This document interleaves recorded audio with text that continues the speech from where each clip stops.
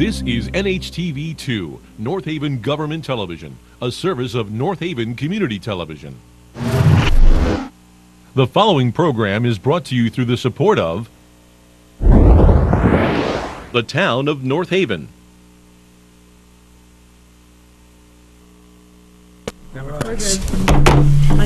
Okay, folks, good evening, everyone. Welcome to the Planning and Zoning Commission for the month of April 2nd, 2018. My name is Vern Carlson, and I'm the chairman of the commission. We have quite a long agenda tonight. This is yours. I'll explain it as we go along. Let me just introduce our staff to you, which is our Jonathan Bodwell, my extreme right, is our town engineer, and Alan Frederickson is our land use administrator. Next to him, to my left, is Mary Lee Radjuski, court reporter, and next to her is Pam Miller. She is our staff secretary. With that, Joe Salamini, alternate. Jim Giletti, regular member. Teresa Ranciato-Vili, regular member. Ron Penton, Vice Chair. Richard Wilson, Secretary. Louis Borelli, alternate. Okay, Alan, who we have sitting in for, Well, the We five have- regular members will sit on Yeah. all the applications with the exception of 18 Grasso, where Jim Giletti was not here last month, so Lou Borelli was, and he sat, so he'll sit again, or Okay. continue to sit. okay. I need to recuse myself for the Medtronic, Middletown Avenue. Okay? Okay, then we'll have Joe Salamini sit then for Medtronics. Okay. Okay. Mention that at each. I'll mention that when the time comes, we'll talk about it. Okay, what we'll do first, we have some public hearings here tonight, folks. And the way that works is the applicant will present the application to the commission, and the commission will be asking some questions and be satisfied with what they have to know. And then I will open it to the public, and the public will have their input to it, they favor or opposed to what it may, or any comments or whatever else might be. However, we will start is there any changes, Alan, to the agenda? Well, there are. Item number 6, 57 Dodge Avenue, will not be heard tonight. That's postponed. Number 6? Also, item number 8, 100 Powdered Metals Drive is postponed. And number 13, 37 Nettleton Avenue is also postponed. Okay, the rest of it stands. So anyone here is for any one of those applications, they will not be heard tonight. Other than that, we're going to take, it's a public hearing of P18-04 and P18-04S. We'll be taking both of them together. Would you read the call of the public hearing? Sure. Re-subdivision application of Bennett and Smiles Associates, LLC, applicant Roger and Susan Henson, owner, for 2 lots relative to 98 Patton Road, map 55, lot 30, plan entitled Record Re-subdivision Map, prepared for the Timberwood Homes LLC, 98 Patton Road, North Haven, Connecticut, prepared by Bennett and Smiles Associates Incorporated, dated February 6, 2018, scale 1 inch for 40 feet, R40 zoning district. We also need to read the second one. Okay. This is a special permit. There's a special permit application as authorized by section 9.1.3.2 of Bennett and Smiles Associates LLC, applicant Roger and Susan Henson, owners, relative to 98 Patton Road, map 55, lot 30, plan entitled Record Re-subdivision Map, Oh, no, that's prepared for Timberwood Homes LLC, 98 Patton Road, North Haven, Connecticut, prepared by Bennett and Smiles Associates Incorporated, dated February 6, 2018, scale 1 inch, 40 feet, R40 zoning district. Okay, thank you. You're representing the applicant? Yes, I am. My name is Mike Bennett. I'm a professional land surveyor in the state of Connecticut and a principal with the firm of Bennett and Smiles Associates, Inc., 415 Killingworth Road, Higganum, Connecticut. And I'm here to represent the applicant on both applications. This property is an existing subdivision where there was a lot with a 50-foot frontage on Patton Road. It's located on the north side of Patton Road, a little bit east of Drazen Drive. There's an existing home on the property now, as you can see, within Lot 1. The intent is to subdivide the property so that each lot has 25 foot of frontage on Patton Road with an access strip entering into each lot. Lot 2, as specialist exception is required because the access strip exceeds 300 feet. It's 340 feet.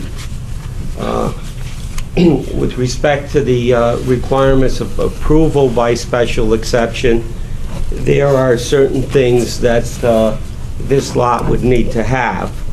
And that's a net lot area after the access strip and this frontage area is subtracted. And that does have the proper area. It's got 47,862 net square footage, so it meets that requirement.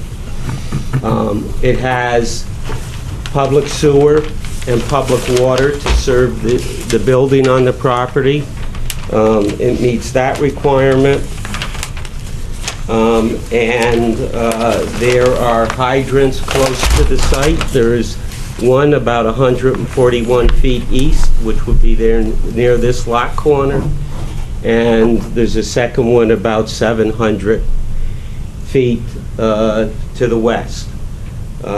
So that meets the requirements. It also will have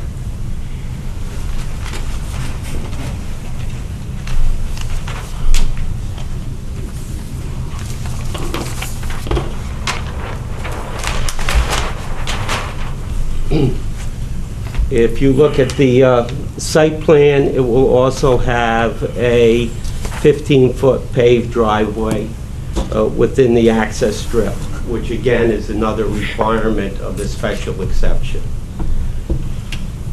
There is if you look way over here on the west side of the property, there's one wetland flag on the corner and 66 square feet of wetlands. As a result of that, we had to go to the Wetlands Commission for a subdivision referral, and that was granted at last week's meeting. Excuse me, while you're talking about that, there's a engineering note that upland area has been disturbed. Wetlands didn't care about the nature of the disturbance, or? Speak a little louder. Yeah, may I think I can answer that question.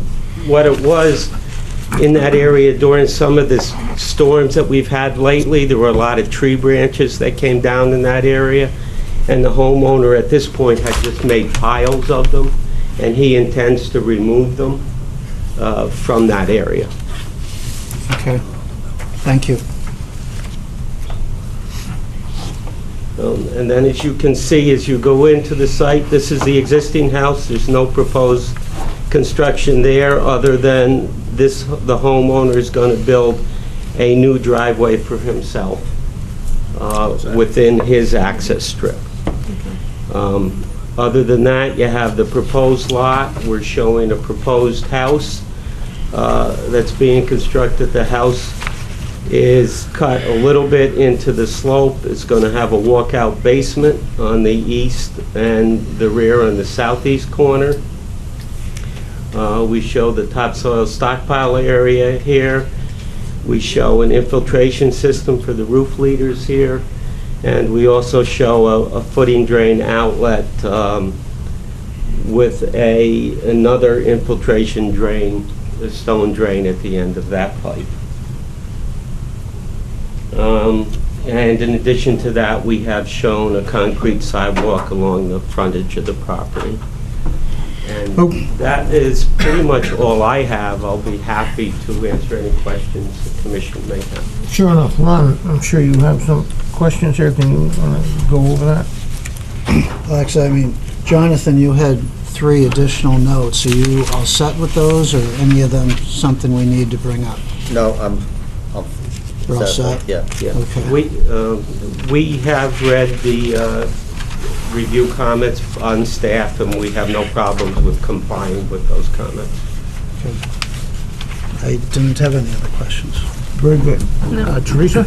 No, I do not have any other questions. He answered my question about the driveway. Jim? Which was mine too. Yeah. The one question I had is, because I couldn't see on the plans, was that you were going to put another driveway to Correct. service the existing house, because the driveway that is there now is really on the side that's going to go to the new lot, correct? That's correct, and that's the one that's going to be the 15-foot And that'll be paved 15 foot, driveway. right. And the owner of the existing house is going to construct a new driveway. So there's not going to be a shared driveway here, That's correct? So, but they're both going to have independent access, because the shared stuff doesn't tend to work. That's correct. I will say, just as a aside and before deliberations, I'm not really fond of back lots, but this is already a back lot, so it's a side lot, so I don't have as much of an issue. So that was my only question, was the driveway. Thank you. Okay, Rich? Rich, you all set? Yep. Will, no question? Joe? No question. Okay, hearing none. Staff, do you have any questions? No. Okay, is there anyone here who would like to speak in favor of this application? Anyone here in favor? Anyone here in opposition? Anyone here, any questions? This public hearing is closed. Thank you.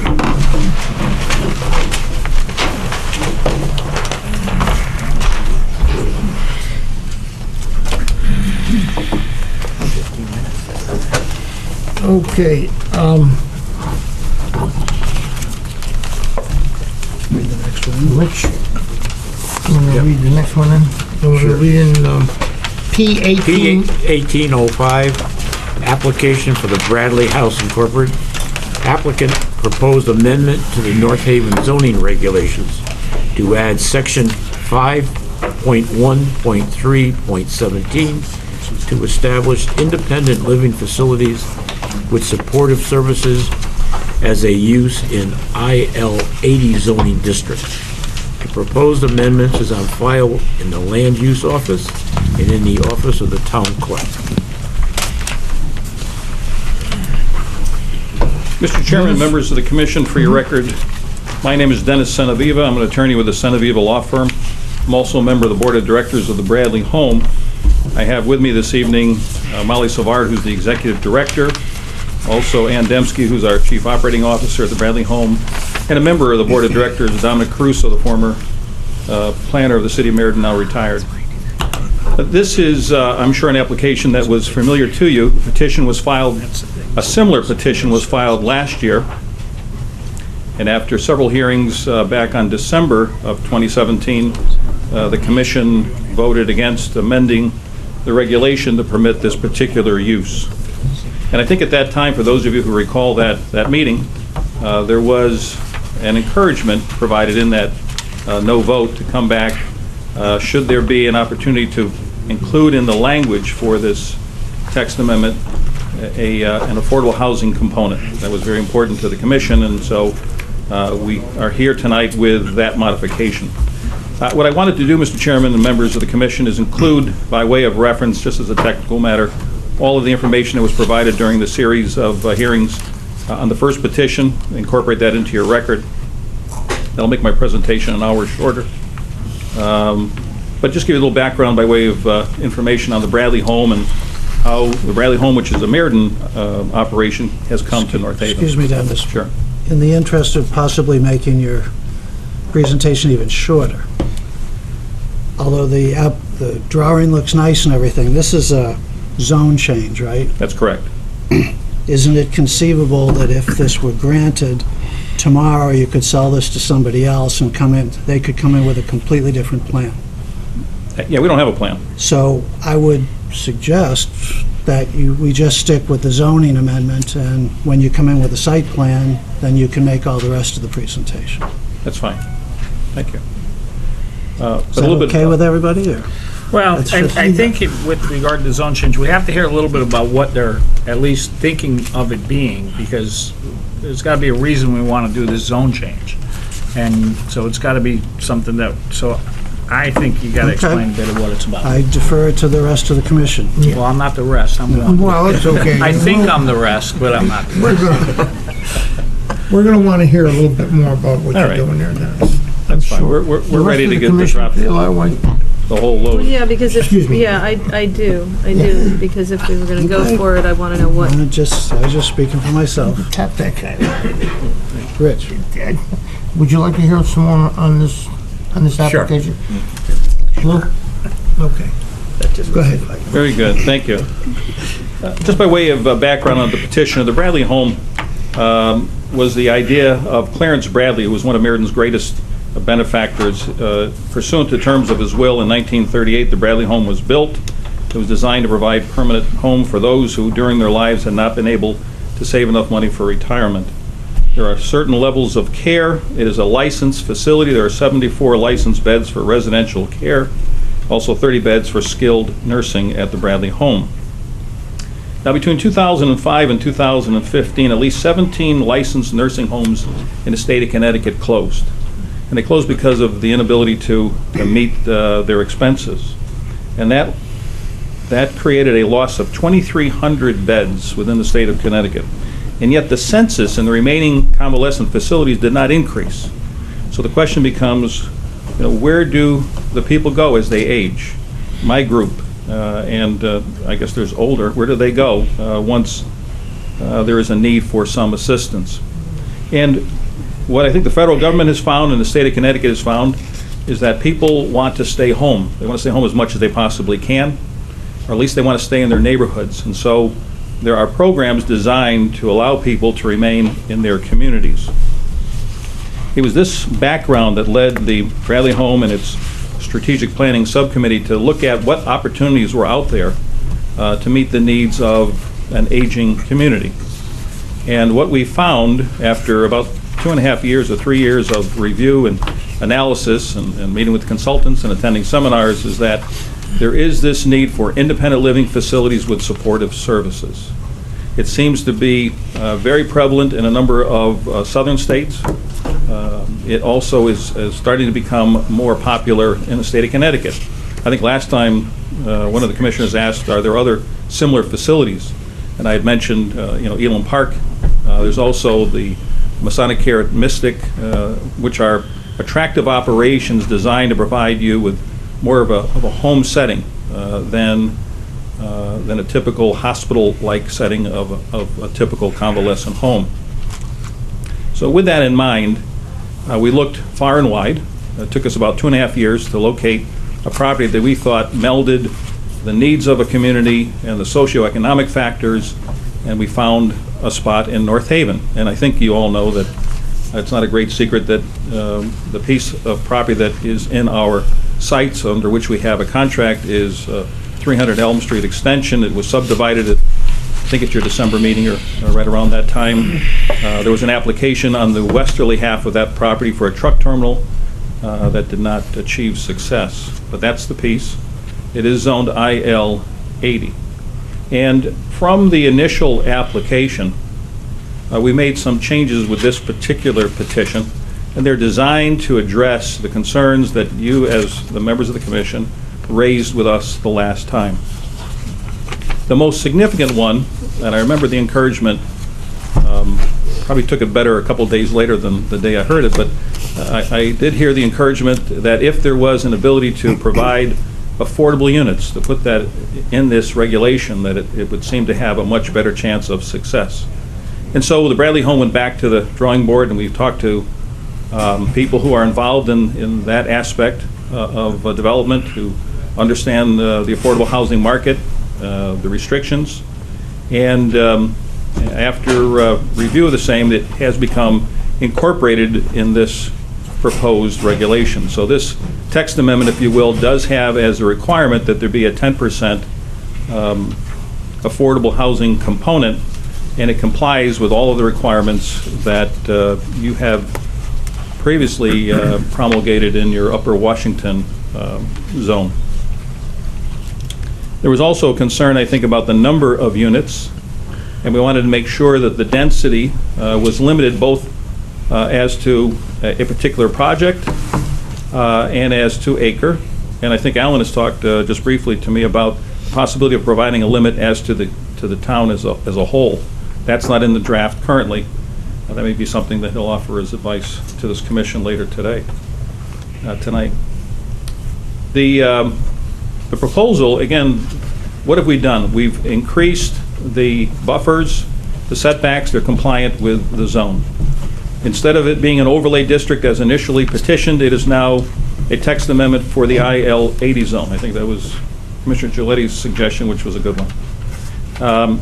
We have limited the height. It's actually the height restriction for this kind of use is lower than the majority of uses permitted in the IL-80 zone.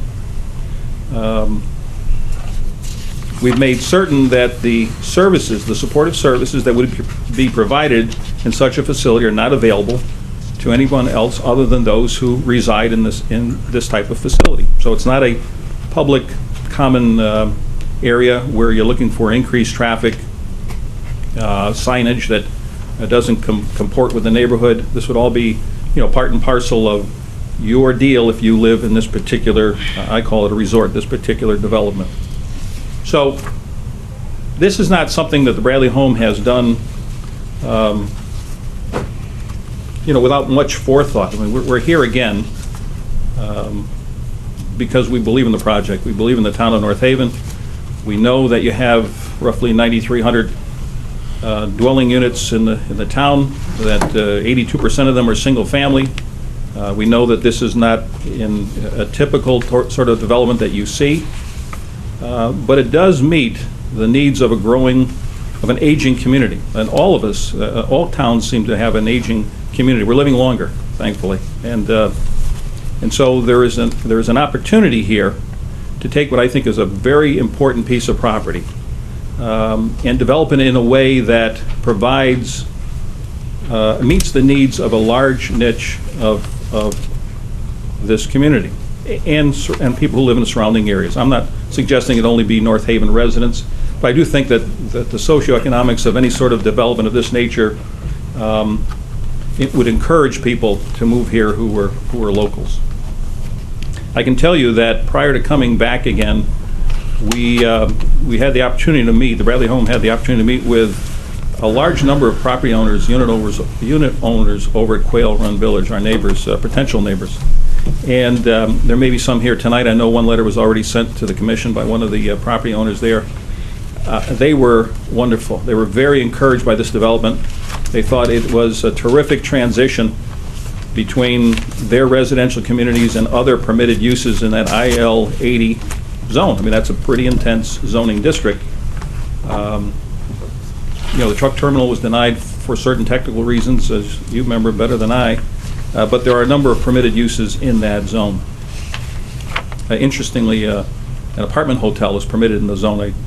First time I'd ever seen something like that, to the density of 22 units an acre. But in any event, this seemed like a nice opportunity, and hopefully some of the members owners of that development might be here tonight to speak in favor. This is something that we believe, the Bradley Home believes, will provide a wonderful benefit. It's a great opportunity, and again, hopefully that which encourages you as commissioners is the fact that we have included the affordable component so that it moves further in having this town meet its requirements.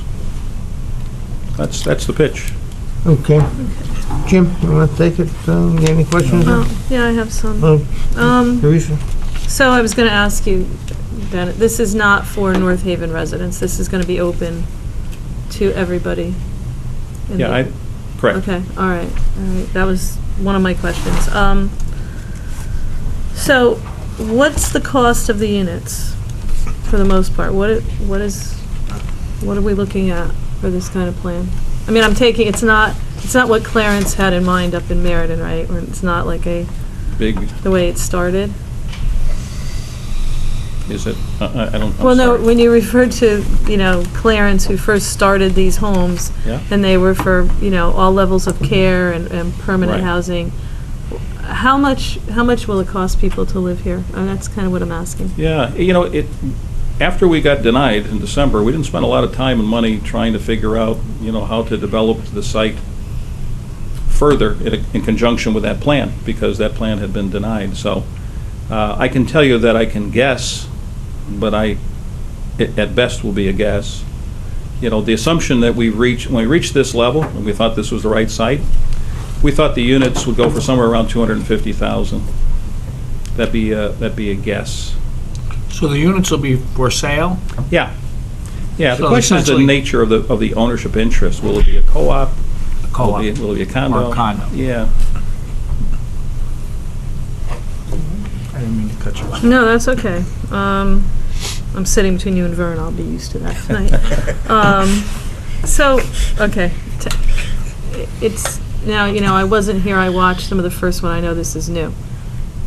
We won't collect taxes on this? Is that? Well, I don't know that that's necessarily untrue. I mean, I'm not sure. I think that there is a very good argument that the town would have that this is a taxable operation, and it certainly is one that, would be factored into any budget. I don't understand that answer. Okay. Okay. Well, I'm a lawyer. Yeah, I hear you. That's what scares me. Will Bradley Home have any ownership interest in this? Bradley Home doesn't pay taxes, right? Bradley Home is a Right. That's nonprofit. correct. So will the ground that this sits on be owned by Bradley Home or some nonprofit entity? It'll be owned by a separate entity. Okay. Right now, I don't envision it being a not-for-profit. Okay. And again, but it can, I suppose it could be flipped. That's not the preference here. The preference is to develop it. Well, it becomes and this is why I said I thought we Yeah. needed to have some sense of what this Discussion. is going to be, because if you're trying to convince us to do this, and then we're going to put up a very large structure that isn't going to raise any taxes for the town, and is certainly going to strain services, at least according to our fire chief, Fire and we'll get chief, into yeah. that. It worries me that it's not going to generate any taxes. And when you tell me that, well, and I know co-ops are a strange thing, and I never figured out whether they're taxed. I think they're taxed. They are. We have some of them in town of Hamden that I've dealt with. They get taxed. So would this be a taxed entity? Because that would make a difference to me, sitting as somebody from the town, if we're going to allow this to happen. So, but what you're giving me is kind of a maybe. My expectation is that it would be taxed. That's my expectation. When would we see, but what worries me is if we grant this, and then you come in with your application and it is not in some other entity, can we say no? Well, you said no to an application that the attorney argued should have been approved by right on a piece next door. This is a Right. special permit, and you know better than I that you have far broader discretion to approve or But deny. attorneys come in and tell us all the time we can't do it. We can, You guys don't listen. Right, so if we're voicing our concerns, I mean, this. I understand. To amend and allow this in IL 80, and I'm trying to figure out how it's going to, what benefit it gives the residents of North Haven, because I do know we don't get precedent, so that concerns me, but I'm listening, and Yeah, well, again, I don't know, and we haven't thought it that far. I don't know how you give, unless you give some sort of special courtesy discount to a North Haven resident, perhaps, again, we haven't reached that level of Yeah, that sounds good. detail. That sounds okay. that- I don't know that you can do it. Yeah, but it's, exactly. Right. I hear it. Okay, now those are my questions for right now. But in terms of, whether or not, what does it provide to the community, what we tried to find, and again, I'm not the consultant who did it, but what we tried to find was a location where there was a need. There are a number of these developments. We wanted to be first. It's been a couple of years going through the process with ourselves and then coming here. We're not first. I mean, you're starting to see them proliferate. They're now more and more of a similar type of development. And again, it goes along with the mindset that people who can no longer afford to stay home or no longer want to stay home because they get lonely. And so, I mean, one of the key reasons for this type of development is the social aspects of it. And we thought, there's a couple ways to go. You can build a vanilla box and probably fill it up. But that didn't sit well with us, and we didn't think it would sit well with you. So at the end of the day, what we're proposing is to try to turn it in, I keep calling it a resort, but that's the way I look at it. It's something really very positive. And so what are we offering? We're offering to the town something that we think it needs. I don't want to be presumptuous, but something where people who no longer can either afford to stay in their homes or want to have the socialization of a resort community can go and, play cards and have their coffee or have art class together with their friends, and all those sorts of opportunities are available here, not to mention the valet parking. But the ideas are really kind of neat. We got excited about it as a board, and maybe I'm not doing a good job communicating that to you. Well, a question that's not an Elam Park where you move then into... Good point. This is not several levels of care. So it's kind of like the next stop before the next final stop, Yeah. or the one in between. So it's... You could go to Bradley Home from here. Right. Right. But you wouldn't be But you compelled won't to do be so. maybe staying at Bradley Home Right. if you get sick. So it's not an Elam Park where we Right. have assisted That's living. correct. Okay. All right, right now I think How did we make out on a taxable situation? If I could No answer. piggyback I'm so on, confused on that. onto that, I do kind of have a question. So, just so I understand, if it's a condominium, let's just call it a common interest community, that's taxable. Yeah, and you've got... So you're going to have a common interest community own the bricks, the wood, the dirt, okay? And then there would be an individual interest in that. Now, I'm not really sure what happens with a co-op. I mean, I guess it's Same thing. similar. Yeah. Do you agree with that assessment? I that do. he just gave you? I do. Okay. Because I have to tell you, I was happy to hear you say that, to be honest with you, that it's condominium, because I had a different view based on what came last time. I thought it was going to be something run by the Bradley Home, that there were essentially rentals, like people went in, they rented it, in which case Bradley Home would own the whole project, in which case we would not generate taxes. So the condominium makes me a little bit happier. But following up on what Teresa is saying, so this is, and I think there is a need for what you're talking about. So you've sold it correctly. It's not that. We just have to decide, this is, do we want a large condominium project on Elm Street? Do we want to change our regulations to let it happen in order to provide this community, which is what you're offering? It is. You're offering a community. It's kind of like the villages in Florida or one of Right. those sorts of things where everybody lives, and hopefully they don't yet need medical care. You're not providing medical care. I saw physical therapy services, but normal services like you and I could need Right. physical therapy services. So it's a lifestyle thing that you're proposing. When they need formal care, they'll have to leave here, essentially, That's sell right. it, do whatever they would have to do. Yep. So the condominium, at least, is more attractive to me. And just so that you and I, or not you and I, but we're on the same page, the affordability wasn't a proposal. It would never get granted without it, because we're falling behind all the time. I So we understand. have to get the affordable, whether you guys, so it wasn't like, okay, be great if you did it. We just wouldn't have approved it had that not happened. Okay. And we can talk about the details of that, but I think, Ron, that's the next step, because one of the things, whenever any affordable thing is going to be approved in the future, for my 2 cents, we're going to be very specific about them having to come back here and tell us they're complying, but we can Right. work all that out. And So I'm a now- little happier to hear it, that it would be of that nature. Well, I have one more thing, and I'm assuming, did you see the comments from our fire chief? I saw him a couple times. Okay. Yeah. well, all But I've right. also heard, from, administration that those comments are really more budget-related than they were to our specific project. They're not. I have don't to tell you believe that that's at not all. accurate. And that's inaccurate, and our administration should not be saying that, because it's not true. Because that comment is specifically to your application. Yeah. And it says, effectively, we're unable to adequately respond to things now, and this would further stress that. So that's a big concern for, I'm sure, all of us. Well, it's The one of administration my may have one concerns take on with that, this amendment. but I'm not sure what the answer is to that. It's like you're proposing 200 more units of certainly older people, like you and me, and they tax those services. It's just a reality. So it concerns me. Yeah. So, okay, that's it for me right now. And Jim? me too. Good enough. Ron?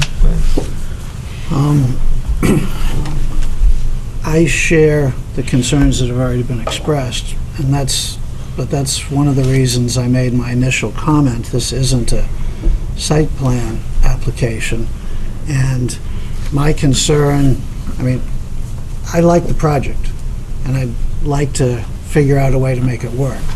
My concern, and this is not unfounded because it's happened many times to this commission in the past, we approve a zoning amendment, pretty pictures, best of intents from wonderful applicants, and then a month later, the project is sold to another developer who comes in with, let's say, worst-case scenario, in your words, a square, orange, your yellow box, not for profit, so we have an ugly thing that's taxing services and not generating any funds, any taxes.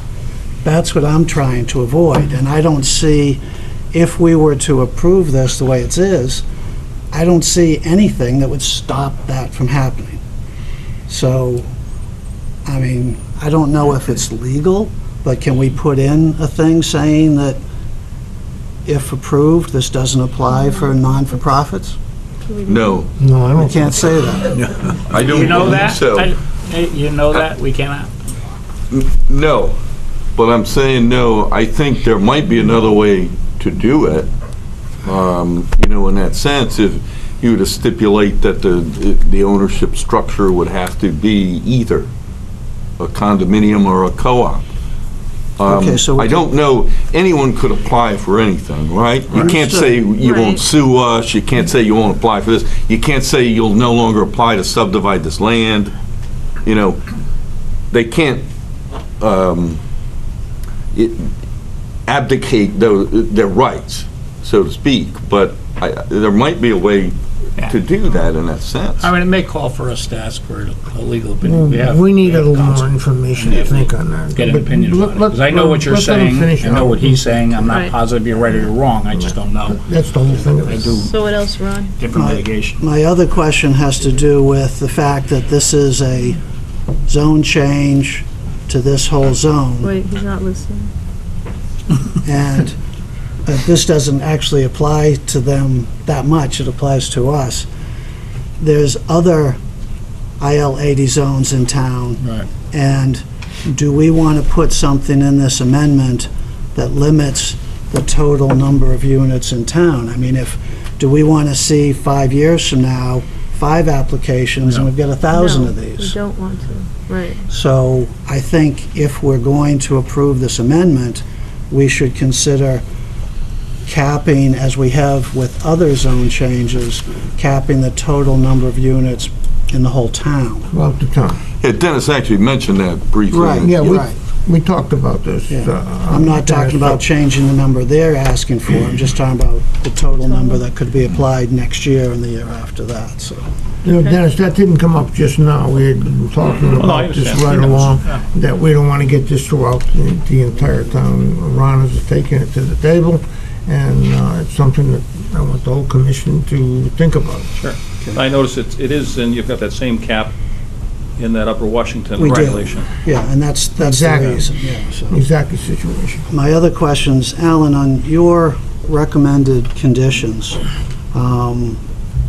the first one, you wanted to eliminate the two-phase requirement, but retain the maximum number of units per phase. I'm a little bit confused. Well, the way it's written, there's a mandate to have 2 phases.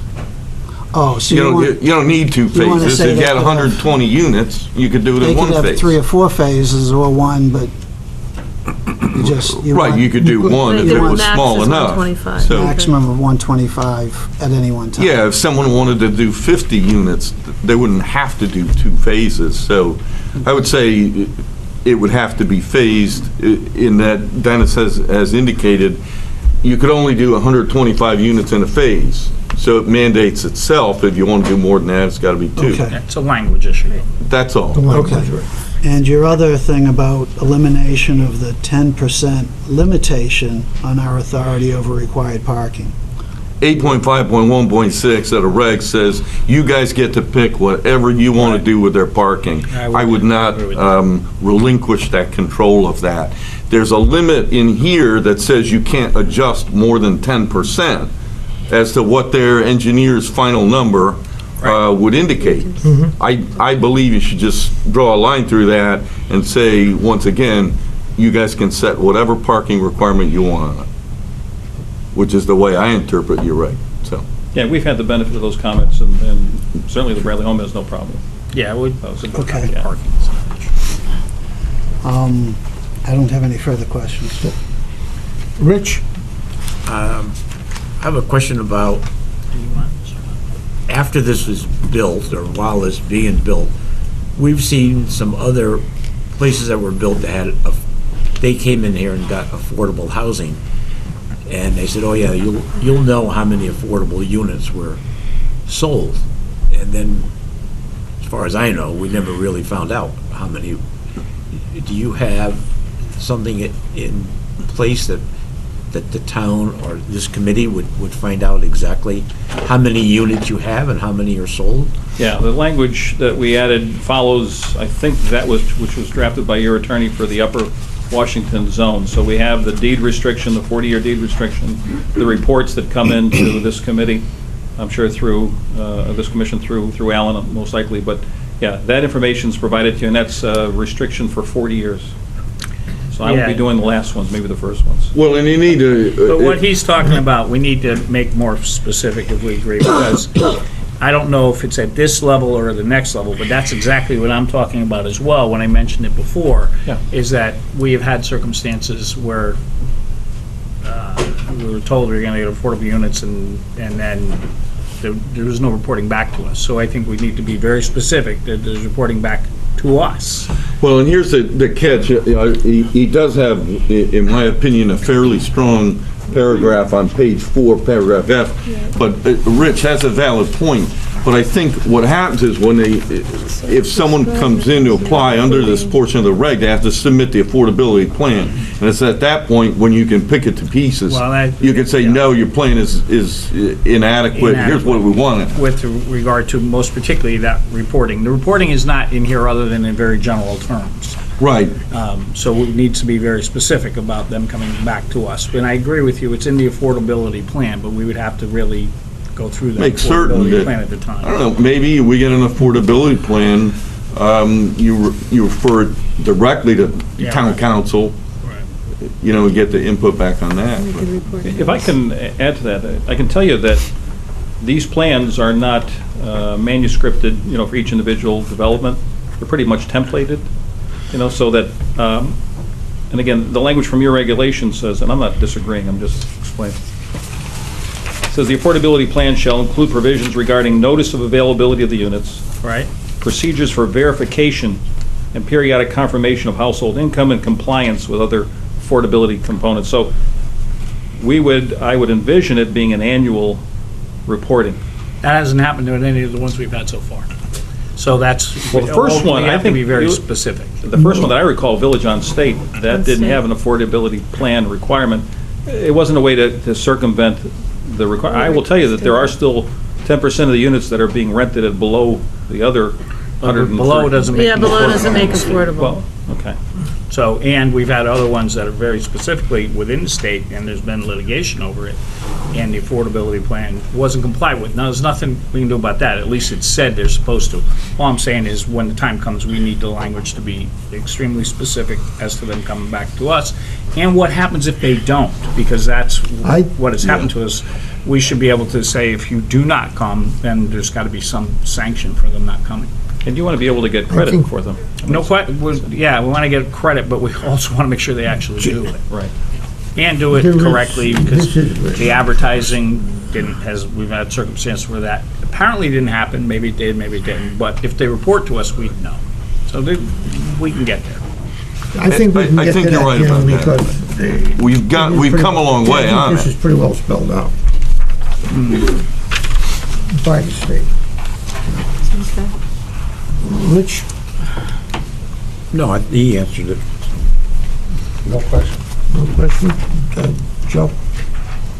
No real question. I mean, I know this is like the third time I think you've come before us, and my just 2 cents is I'm glad you come back, and I think you've listened every time to the things the commission's pointed out. My big concern is kind of what everybody else has said, is that there is a potential, if this goes through, and it's kind of hard, you're putting like the cart before the horse sometimes, but the fire department and EMS system is already somewhat taxed here, and then you're adding, like Jim said, with the community that potentially can tax that more, so I think that's just a big issue. I don't know if there's really anything that you can do about that, but that's my thought. Well, I mean, it certainly is, to me, it's a special permit issue. I mean, if a site cannot be developed in a way that, meets all the requirements that this town has, then I guess you do like you've done on others, you deny the application. I mean, it is not, that comment is not something that we took lightly. I mean, we're spending an awful lot of money and a lot of time. But there's a sense, at least we've been provided a sense that the issue will be addressed. Okay? I hear it. I'd like to hear how. Not necessarily by you. Thank you. Joe, is that it? That's it, yeah. Okay. Anything else? I'm good. Staff? We've covered everything we had. Okay. Okay, is there anyone here who would like to speak in opposition to this, this application? By all means.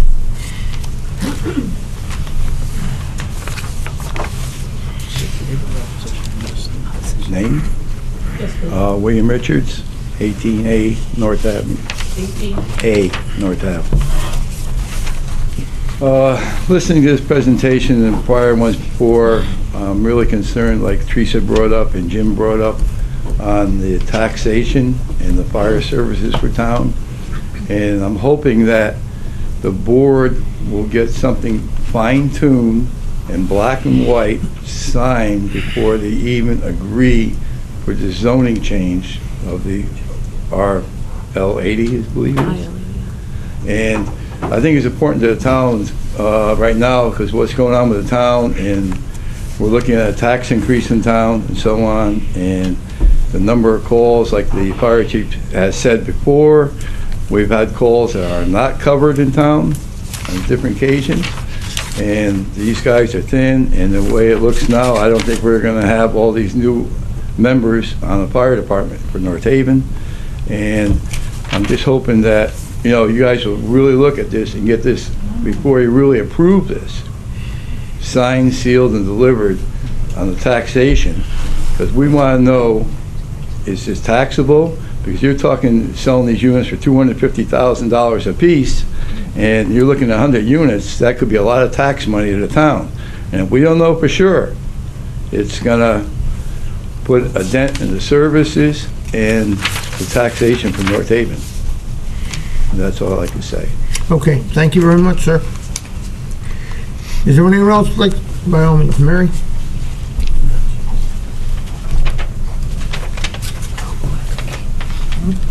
Yeah, give me a cookie. Mary White, Summer Lane. So I have questions. and some comments. Relative to the co-op part, I'm also asking for other people who couldn't come, okay? So that's why some of these questions are the way that they are. Is the co-op part like a monthly condo fee, or is it a one-time payment that would be done at the time, that would be made at the time of purchase? And if so, how much is this? So in other words, if it is at the time of purchase, how much is that? And if it is like a monthly condo fee, how much would that be? Okay, so the second comment or question I'd like to talk about is item F in the amendment. It says this is relative to the affordable units. It says, it talks about restricting the rental costs, and I thought that this was a purchase. So I'm kind of wondering what they're talking about. Are you renting? Are you selling them? What's going on? Are you only renting the affordable ones and you're not selling the affordable ones? So it's kind of like a contradiction there. Yes, so I have also a concern about the strain on public services. As we know, the fire department, as we know, there is a public health and safety hazard with only one paramedic on per shift. Therefore, that paramedic goes out with the first call for service. The second and third simultaneous calls for service, emergency medical service, or advanced life support, they're going unanswered by the fire department. This is happening on a weekly basis. AMR arrives with 2 EMTs, and they cannot perform those functions that paramedics do, intubating, running IVs, and so forth. So I do have a big concern about that. I was wondering, the topic or the subject of these units, the way that they would be built, it could end up being a box. Can someone tell me if language in the amendment could be such that the box is not something that we would be looking to have happen if it were to be approved? Are the units to be independent of each other? Are they on top of each other? Are they attached in any way? Okay, what else do I have? It talks about the side yard distance is 50 feet. So that would be 50 feet to Quail Run. This is very close. Can you tell us what part of the development would begin at that 50 feet? Would it be building? Would it be parking lot? Could it be anything that they want? It is very important. There are tall, healthy trees there. It's very important that they remain for the privacy buffer. The amendment states that there will be a buffer area of 25 feet. Excuse me for 1 second. So a number of the questions you're asking, while very valid, would only apply to a specific site proposal. Okay. This is just a zone change amendment. Okay. So we don't have, and we're not voting on any of those specifics. Okay. So we couldn't answer your questions. Okay, but they can answer this. The amendment states that there will be a buffer of 25 feet on the perimeter of the property on all sides except the street and driveways. We'd like to know if that 25 feet is part of the 50-foot side yard, or is it added to that, meaning 75 feet? So they could answer that. So we can't ask about the trees. Okay. I already asked about the co-op buy-in fee. Oh, yeah. What would, if they could, people are interested in knowing what kind of rights or privileges or whatever does this concept, this co-op concept, what does that include? There is an interest in knowing, since they are going to be purchased, what happens with the co-op right when the person passes? Does it go to their beneficiary like their property would? There mentions about the hospice component. So if the person would buy a condo first and then they need to move to the hospice building, what happens? The ownership, I think there's a little confusion do you Mary, have just to? say, Yeah. because I'm confused, You- I don't see anywhere that it says anything about a hospice component. Oh, it's in there, In about, Is it? yeah, about the, Mr. Senaviva doesn't think so either. I don't know if We you're gonna be both able to answer much of that you're asking there. I know, well, I gotta get it out there. I mean, I'll let you get That's it out fine, there, but you're but saying it's, if it's in the regulation, the amendment, It is in there. Well, it's on page 4 in letter D. go ahead, take a look at it.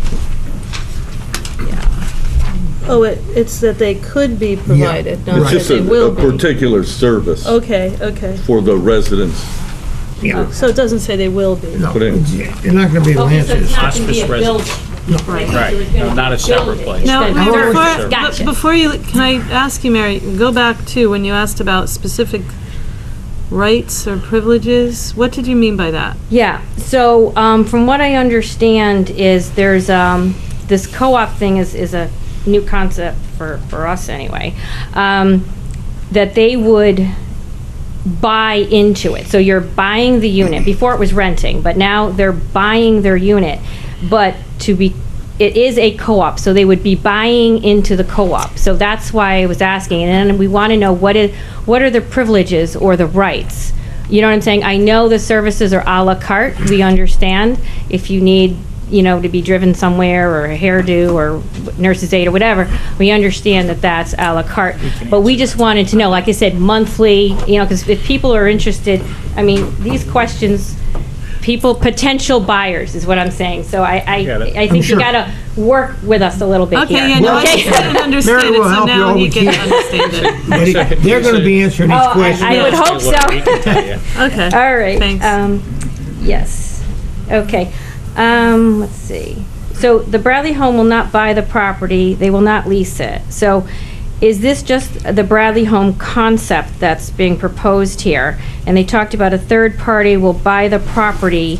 Do we know if they will buy the entire property, which is about 30 acres? Will they be buying just the 15 acres? How much of this property are they going to be buying? And then so when the development takes place, it's just that the Bradley home is out of it. So people kind of want to get that verified. They want to know about that. I would be in favor of limiting the number of units that would be allowed throughout the town. And I would be in favor of the amendment being worded in such a way, I don't know how to do it, but that it would be taxable.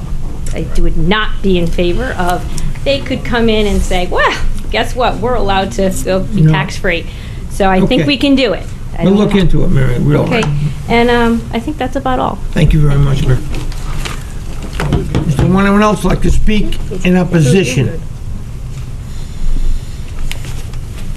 Anyone in opposition? Okay. Anyone in favor? Sir? Good evening, Jerry Remillard, representing Quail Run Village Association. Spell your last name, please. Remillard. Say that again, R-E-M. Illlard. Right. The board wanted me to state tonight for the record that we had a presentation made, and our owners are in favor of this project as presented thus far. That the Quail Run, you're in favor of this Project, yes. going forward? Yes, as described to date. I know there's other issues you're gonna, Can you just illuminate us a little bit why? I mean, is it because of what it's providing, as was indicated by Mr. Senaviva, that it's a transition from owning your own condo at Quail Run? Because you're talking about a pretty big building right across the street from where you guys live, and you're comfortable with that? yes. Okay. What was described to us at the time, I was in Florida, so I was on Skype, Okay, so. fair enough. I didn't. But you're the point guy. But what was described was this, it wasn't this 50 feet from Quail Run border. It was. Yeah, I think it's further Because than there's that. wetlands, Let me it answer was that. It's further across than the pond, so we weren't too, and we asked about the height and so Yep. forth, and they were not concerned about that. Okay. There would be a lot of parking, and Yep. access would be from Elm Street. Right. I think the other factor was the fear of what could go in there. Yeah. Okay, so, and, you know, we've got $23 million worth of property sitting Right. there, so we have to look at protecting our assets also. So, they were pleased with that as an alternative to other things that could come in there and create even more traffic, more noise, and pollution Fair and so enough, forth. thank you. Now, was this just the board at, No, we opened that up to all the owners. I forget how many actually showed up. was it overwhelming in favor of it, or Everybody, there was no negatives. no negative? There was no negatives. Very good. Yeah. Thank you very much. I Jerry, appreciate that. you're on the board? Yes, I'm an officer on the board, yes. I didn't know what you meant by behind the lake. This will be, Well, there's a pond there. There's a I'm Yeah. told, pond there, right? I guess there is. Yes. When I look at There our is, sure. property, There is. when I look at that property, we have a fence right here, and then it's wetlands. Right, And then I think it's a steep hill. right. And so from here to the hill, it's probably 15, 20 feet or something like that. Right. Then it drops, and I guess there's a pond back there. Okay. I was told this was, as I recall, was going to be built across from that pond. There would be no way of getting in there closer to us because of the water. Okay. I haven't physically seen that. Well, there's no site plan yet, so we don't actually know that, but, okay, thank you. Okay. Is there anyone else here that'd like to speak in favor? Any comments? You guys are doing a good job and Okay. I'm vetting it. Okay, sir, thank you. You want to speak? Come right here. Not here for that. Dennis, you want to step up here and see what you can do about addressing as many questions and comments as Mary had. I know you're not going to be able to do them all, but do what you can. The site plan that we've prepared, which again, very preliminary, has, it's the 15 acres, it's roughly half the parcel. And again, you guys and girls subdivided it, I think, a couple of months ago. It would be on the far westerly, the main buildings would be in the far westerly side of that property, furthest away from Elm. And the whole idea, the whole idea was to have this wow factor, so that you would have an approach. As you drove into the site, you wouldn't see the building until you sort of came around a curve, and then you would see the building. And our expectation and our direction to Quisenberry and our Carey, the architects, is we want Jim sitting in his car saying, wow, or anybody sitting to look at it and say, this is really special. And so the plan was never to bring it up forward close to Elm Street. It wouldn't make any sense. So it is beyond the pond? Yeah. Bruce's Ice Pond is to the north, and it would be one of the amenities that we would look to interact with your Wetlands Commission, see what we could do there to make that something special for the site. As far as a co-op, you know, this is only year 42 for me, and I really know very little about co-ops. I threw it out there because I do know in a co-op that the entity owns the buildings. Right. And then you own stock in the entity. So it's an ownership right. Which lets you live in one of the units, Right, traditionally. exactly. Yep. So you have all the rights of ownership, because you do. You own a portion of the entity that owns the buildings. Right. It probably, from a marketing perspective, would be a tough sell. And Right. that's my sense from doing this for a while. So I think a condo is the one that everyone understands. Right. And as a condominium, you know, you're there, and then at some point, if you can't live there any further, you would sell it. Would there be ongoing monthly expenses? Absolutely, because there are supportive services. So you're buying your unit. Mandatory services, housekeeping. You want to make sure all the units remain nice, in good condition. Security, valet parking, a concierge at front desk, and a well-maintained library. In terms of supportive services, you're talking about physical therapy, cosmetology, an adult daycare, ATM service, a cafe, a gym, and fitness room. So you'd want to have all those things available to you. Most of those would be on the first floor, sort of a center aisle. That too would be commercial, taxable. Those would be, I suspect, leases with the owners of the unit, with the association. So private entities would come Yeah. in and lease, okay, I was Exactly. gonna ask that question, Yeah. okay. So in terms of, as far as saving trees and the rest, But it's, the plan would be to maintain as much of a natural buffer as possible. I will tell you that, interestingly, when the truck terminal application was before you, we spoke to Tom Haynes, who obviously is involved in both with the whole property, both properties now. And we said to him that we were hopeful that in the plan that was being submitted to the P&Z, that there would be a very substantial landscape buffer between. The truck terminal and. Yeah, because we're further west. Yeah, right. That's the whole plan. So at the end of the day, we're looking to have as much of a natural buffer. When you're out there on your, on the portico looking out in a cafe, you don't want to see necessarily just cars driving by. You want to see something attractive. So, the whole plan here was to have this nestled. That was really the idea, and that's why this piece was so perfect. And but you do not know if this is going to be just an actual co-op that they buy into, pay for the services, and is taxable. Yeah, Now, I really don't see any. I know several that are taxable, and I know several that are not taxable. Well, I can tell you whether it's legal or not. I know in many communities the language is there to make it a profit, only for-profit operations of this nature. But as a practical matter, I don't know, because this is not a licensed facility. One could try to circumvent that. I don't think it'd be successful. You can check with legal counsel, but my guess is that, the whole nature of the operation, it's sales, it's commercial, there's a commercial venue on the first floor within the building. To me, what has to be envisioned by anybody who builds this, including the Bradley home. And by the way, this is designed to provide us with a source of revenue moving forward. It's not designed to be a substitute for the Bradley home. We're not envisioning, relocating our residents from the Bradley home down here. This is really a different niche. It's a different group of people, probably younger. But we thought it was an opportunity because A, there's a need, and B, we think that we have a board of directors that are creative enough and interested enough, and a supportive staff that says, go out there and do something that's not the vanilla box, ergo the special permit that gives you a lot more authority on what's being envisioned. And I can tell you, the Bradley home stands behind the application.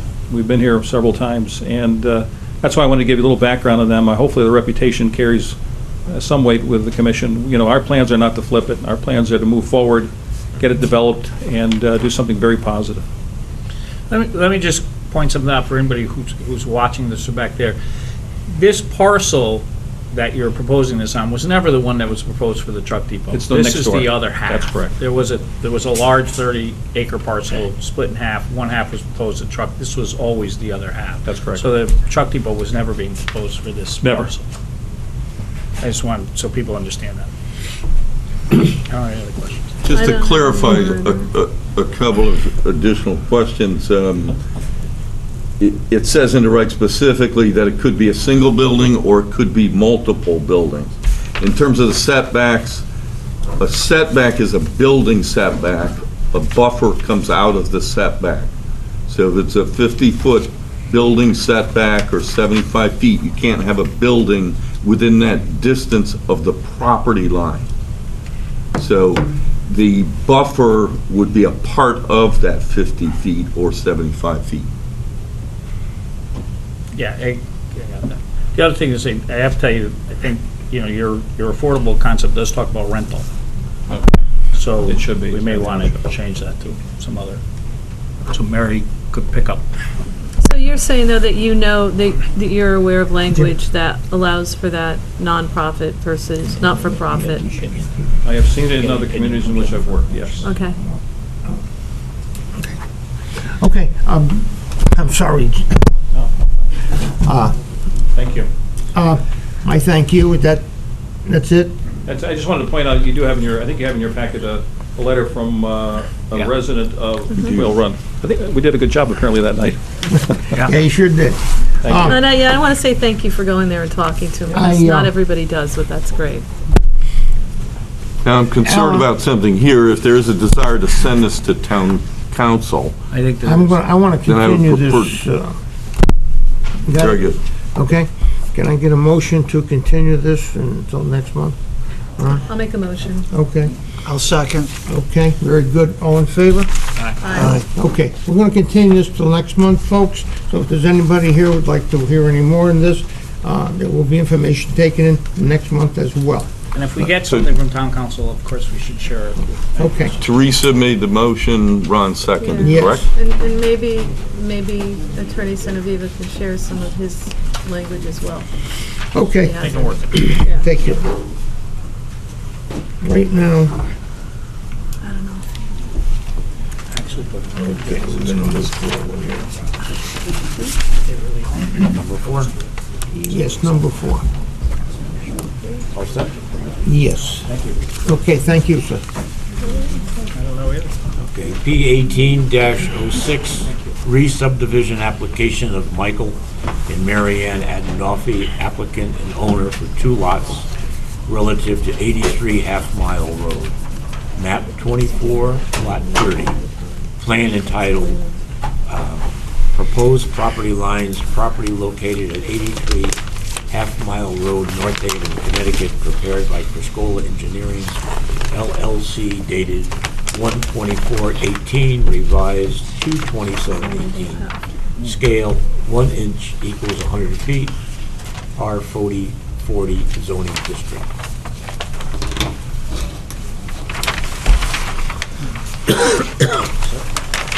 Good evening, Jim Preddy with Criscola Engineering at 420 East Main Street in Branford. P-R-E-T-T-I. As stated, this project is known as 83 Half Mile Road, which is an existing house with some greenhouses in the back along Half Mile Road. This also encompasses what was part of 87 North Hill Road. The two pieces together are about 18.5 to 19 acres. The 83 North Hill Road is this kind of L-shaped piece down here, and then the remaining outlined in red is the larger piece. The proposal is the reconfiguration to basically create one single-family building lot. The little tongue piece that was part of this piece will actually, it's 0.35 acres, will be deeded to 57 Half Mile Road. The lot line will get configured. What's shown in orange here with the fee strip down to Half Mile Road would be the new building lot, which is 5.8 acres. The existing house would be reconfigured slightly so that it ends up with almost 1.2 acres. And then the remaining land is roughly 11.5 acres. We were at wetlands last month because the development of the new lot would require a wetland crossing in this area here. As part of that, we're what's shown shaded in this area of the existing house lot will be wetland creation area. The greenhouses are going to go away, the barn is going to go away, gravel area will be excavated and soil will be put back, and so the wetland area will be mitigated by those activities. Again, a single-family house, the driveway down to Half Mile Road, on-site well, a sewer force main would connect to the sewer services in Half Mile Road.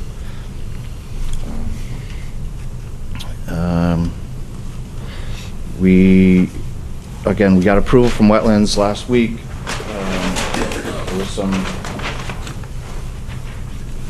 comments from town engineer and town planner, which for the most part are housekeeping issues, and we're happy to deal with on the plans.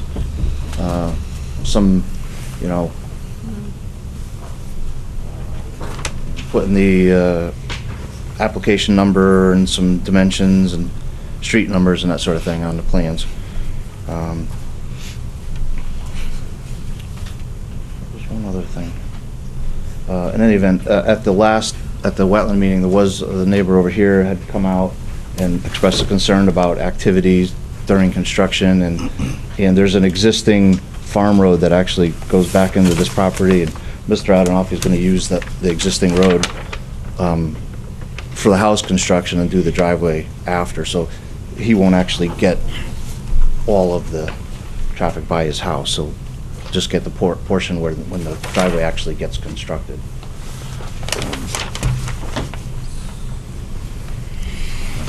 Did you see the comment about the hydrant? Hydrant. This one? Yeah. Jim, at the I last, think he said it was just, yeah, at the last minute, we did get comments, and I'm not sure if you got the comment. There's one sentence from the fire chief and marshal. You can, Here. Jim has a copy there, but it's under P, you know, P 1806, 83 Half Mile Road.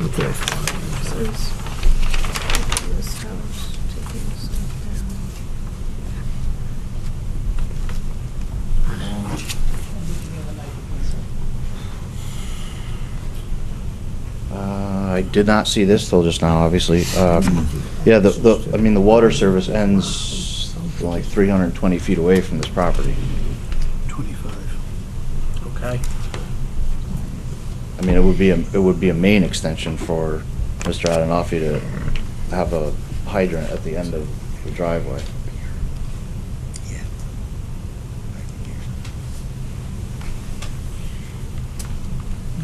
Yeah, he doesn't indicate where the closest, I don't know if Jonathan knows where the next closest hydrant is.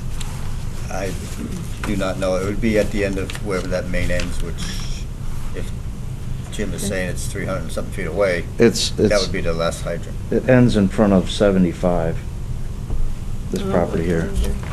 I believe that the fire chief said he was gonna go out there and take a look at where the hydrant was. I think he understood what the implication was, but I didn't talk to him about As a it. real practical matter, that's our fire chief saying that you gotta put a hydrant there. So we can either,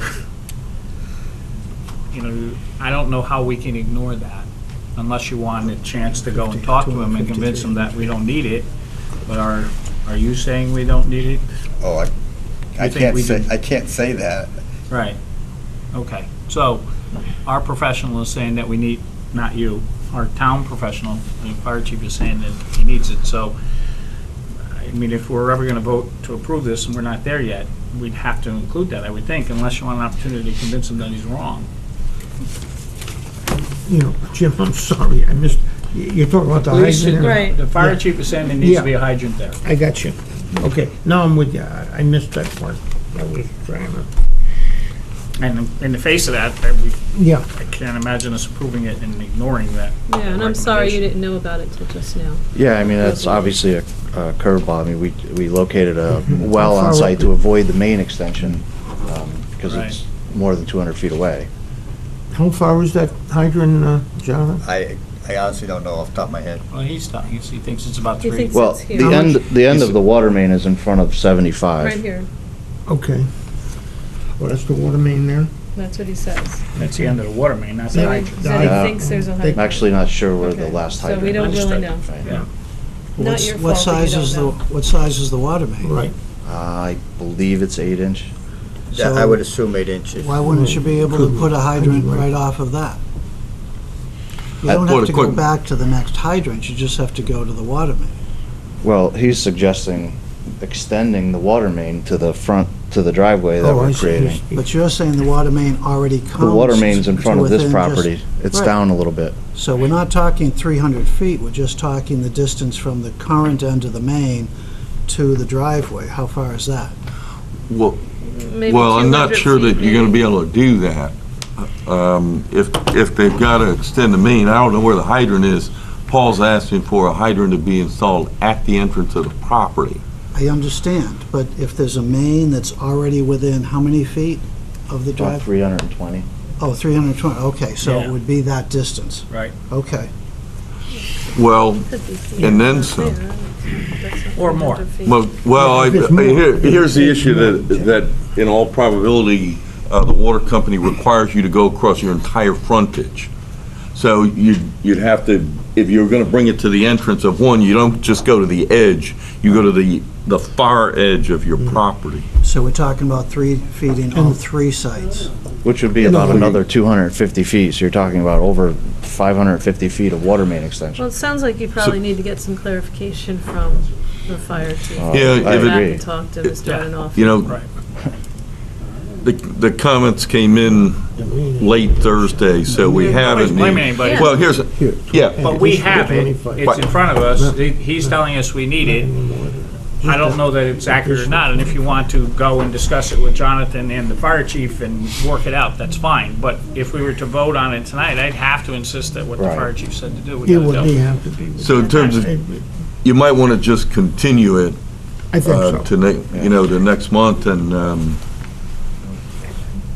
Let me ask before we do sense, that, but Alan had one comment that I don't understand, and maybe one of you, is it on this one that he talks about, commission may want to consider requesting the owner combine the parcel at 87 North Hill with a parcel at 90 to eliminate a landlocked status. Are we making a landlocked? This piece No, here, you're not. Mr. Adinolfi also happens to own, but it's been in this configuration for a very long time. on sheet 1 of 4, Jim, is that what you have up there? You can kind of lightly see, It's here. you can see the parcel at 90 Half Mile Road. That was landlocked. And Mike Adinolfi purchased that property, which actually improves the situation because he owns this adjacent parcel. So he agreed at the Inland Wetlands Commission meeting, when we sort of raised the issue, he was willing to remove that property line. So the net result of this application is it would eliminate a landlocked property problem that has existed for many years. So it does include that 90? This parcel now includes that 90? No, it does not yet. 90 is sitting next to it, and it's under Mike Adinolfi's, Mike and his Right, wife's but- ownership. But they own, before we subdivided, they own this as one big parcel, right? No. No, No. 90 was bought I separately. got that, Yeah. but all the rest of, the other 3 lots are one big parcel. No. Yeah. It's not? But there are 2 parcels. There 83 Half Mile Road and then 87 North Hill. The large piece in Okay. the back. The large piece in the back has, its address is North Hill Road? That's It is. It hasn't been corrected yet relative to the 87 North Hill Road subdivision, which was approved and is pretty much built at this point. Not all the homes are built. But that leftover parcel, that's left over from splitting out that land. Mikey's Way. What was that, Jonathan? Mikey's Way. Mikey's Way is the name of the road. So, Yeah. but what I'm asking is, let's say we granted this today, we would have the parcel with the house on it, right? Yeah, The parcel, that's what listed as a proposed parcel that you want to put another house on it. And then a third parcel left over, right? That Correct. you're telling me is technically Half Mile Road, correct? Technically, yeah, you'll end up with 3 Half Mile Road addresses and access. Right. The 87 currently- number is going to be eliminated. The 87 number is a holdover number from North Hill Road. Currently, this, They cut off the what end was of it. 87 North Hill Road doesn't have frontage on Half Mile, but it will, That's the deal. based on what we're doing. It was a There's 2 landlocked fee piece of strips. The other one was for this bigger piece. But if I get it, it's 2 pieces, the other one was that big, including that big piece in the back. Is Right. that what it is? Okay. But, so this 90 really is, as it sits today, is landlocked? Yes. Yes. So it doesn't make sense to ignore that now, because that's a problem somewhere in the future, isn't it? Yes, and Mike has agreed to remove the line and to make it a part of that lot. Part of the big Per the lot? comment. That's Correct, a yes. back 90's gonna go into that? That's gonna be part of this? Yes. Part of this approval? He's agreed to do it, and what we should do is just make it Make sure a that it's a condition. condition. Got it. But it's a condition Now that I he's already understand. I agreed just didn't to. understand what it, It's a very unusual situation. yeah, I got it. Just, to me, you just gotta solve the hydrant problem. I don't know how to do it, but we need to solve the hydrant problem. Other than that, I don't have any other questions. No, I'm not. Anything else to add? I think we would need to continue this to deal with the fire marshal's comments, or fire chief's comments. I'm sorry, I couldn't hear Yeah, you. he wants to continue. Yeah, okay. Just let me have, Ron has a few questions there. Okay. Yeah, I guess most of mine pertain to this other lot, not a building lot. What is it? It was other farmland. This portion of all of this has been farmed for years. Okay, so all right, I was just, Ron, I'm sorry, you need to speak up a little more. okay. And do we know, there's a couple of things here that say proposed lines of agreement. Do we know what we're agreeing to, or what the lot lines are? It looks like there's a multiple choice here. That was a suggestion because the deed description does not match the physical evidence in the field. No, I get that. I get that there's a discrepancy, but it's not clear to me unless, I don't know, Jonathan, if... Yeah, it's clear, and if you want to think about it, if you're actually going to take 90 half mile and combine it with the 87 North Hill, all that becomes mute. So Becomes what? Mute. It goes away. Goes away. Because there wouldn't be a Whatever line the there word anymore. But I see meets and bounds here for two options. Which option would we be approving? One is the deed call and one is the physical evidence. Yeah, how do we know which is which? That's what Well, that's my question. I don't know what I'm The looking It won't suggestion- matter if Won't they matter. combine 90, Why is it illegal? the lot line goes away. Both those lines you're looking at go away, Oh, okay. All right. No, I thought you meant over here. Got it. because that all becomes one large lot now. Right. He's got it. All right, now you've confused me even more. So we're not approving this lot?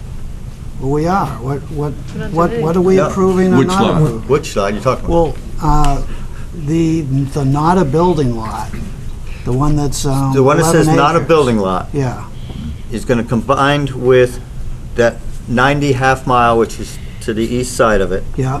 So all of those lines in there that you're questioning disappear. Well, why are they there? Because It is a separate lot right now. because it is a separate lot right now, We're going to correct all that. So, this is going to be corrected. in this application or another application? This application. That was what I was asking. It's gonna be, it'll be next month we'll get it straightened. But it'll Well, be part of the If- application as I If the understand. commission decides to approve this, it will eliminate that landlocked piece of property. It'll eliminate the discrepancy between the deed and the physical, what was found out there, and it'll clean it all up. Discrepancies here. If that becomes a part of that, that line comes out. You getting all that? All those lines come out to there. So why doesn't this application show that and not these? He Why- doesn't have to do that. He We- has to do that to we- help us out and eliminate a non-conforming condition. When that we they spotted. applied for this application, their intent was to leave 90 half mile as a separate lot. Okay, When Alan found out that it was landlocked and explained it to us, he asked the applicant to straighten out this odd situation, and the applicant agreed to do that. Right.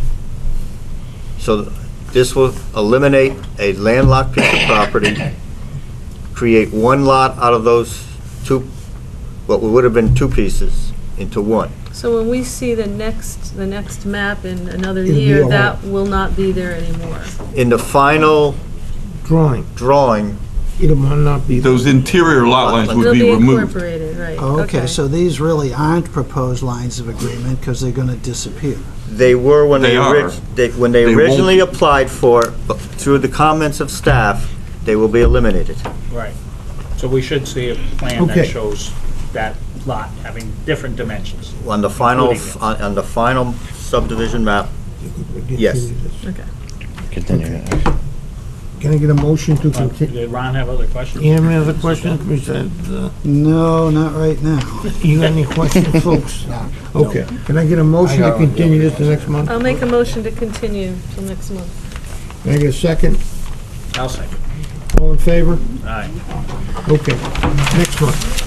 Thank you very much. Hey, Jim, I gotta take a 5-minute break. Fine. if you want to get a hold of the fire marshal. Maybe a 10-minute Or the break. fire chief. Oh, 2-minute break. Are you making this official, Vern, or are you just going in? Hey, Vern, are we breaking for 10 Yeah, minutes? he's taking a 5-minute break. We just took a 10-minute break.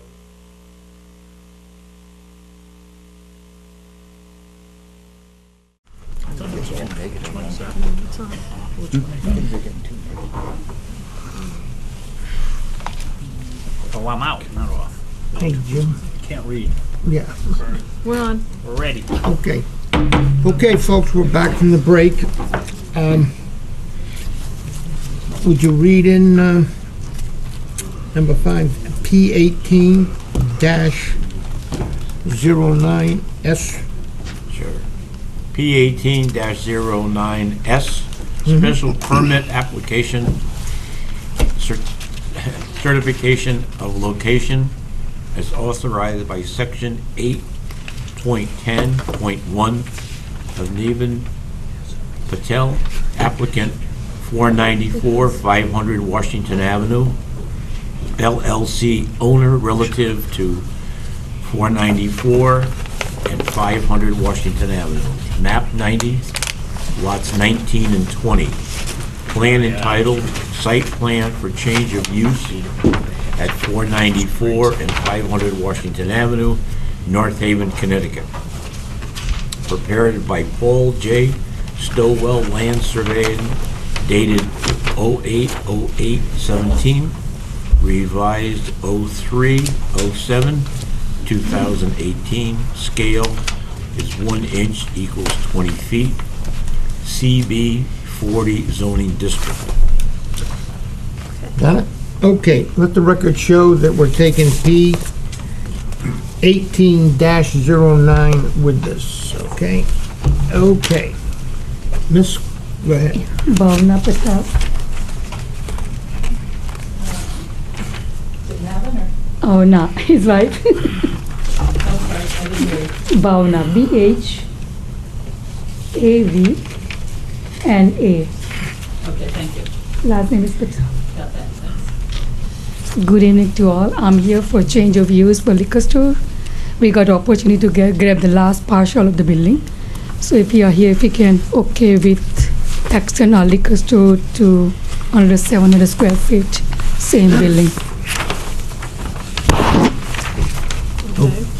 Okay. So you got the variance. We already got the variance for same property, but now we want to extend the liquor store under 700 square feet. You want to extend it to the rest of the building? Buildings, is that it? right. You want to do the whole building? Whole building. Yeah, okay, so you've been before ZBA? We've been here, yeah. For the variance? Yeah, we got. But that was only for partial? Oh, partial. Now you want to go do the whole? Whole building. Okay.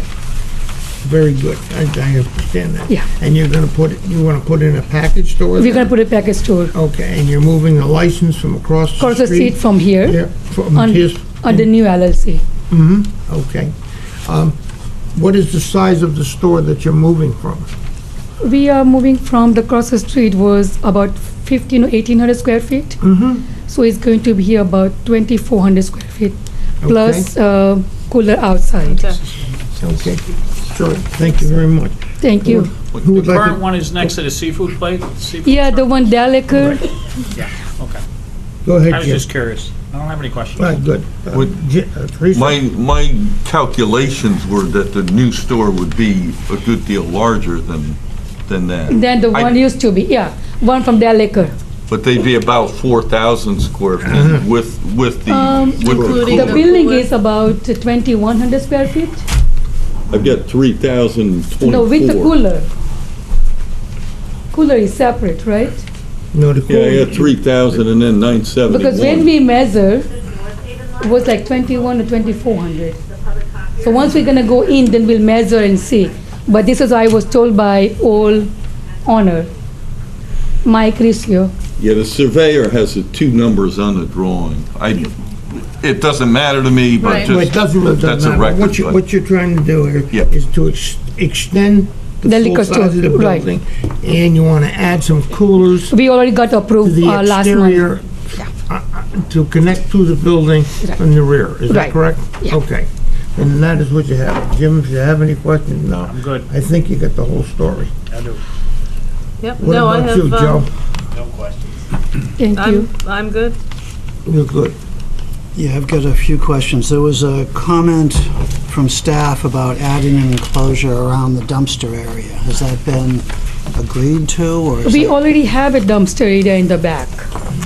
So we're gonna I'm use, talking about an enclosure, a fence around. we will do that, yeah. We will follow the all, Okay, you okay with working out a construction detail for an enclosure? Yes, sir. Yeah, there's something there, and Paul eliminated it. Paul's a surveyor, generated a drawing from the drawing, so it would go in the same spot. His concern is that it might interfere with the backing ability in parking spaces. 12, 13, and 14. 12, 13, and 14?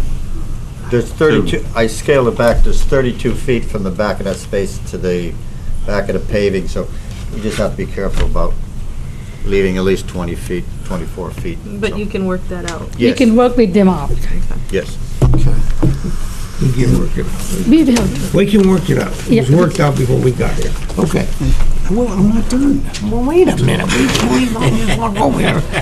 I want to look at. No bickering, All right, please. kids. I'll turn No this meeting cookies. right around. Just so I understand, would if this were approved, would a building permit be pulled for both the proposed addition and the site work and the sidewalk, and they'd both be constructed at the same time?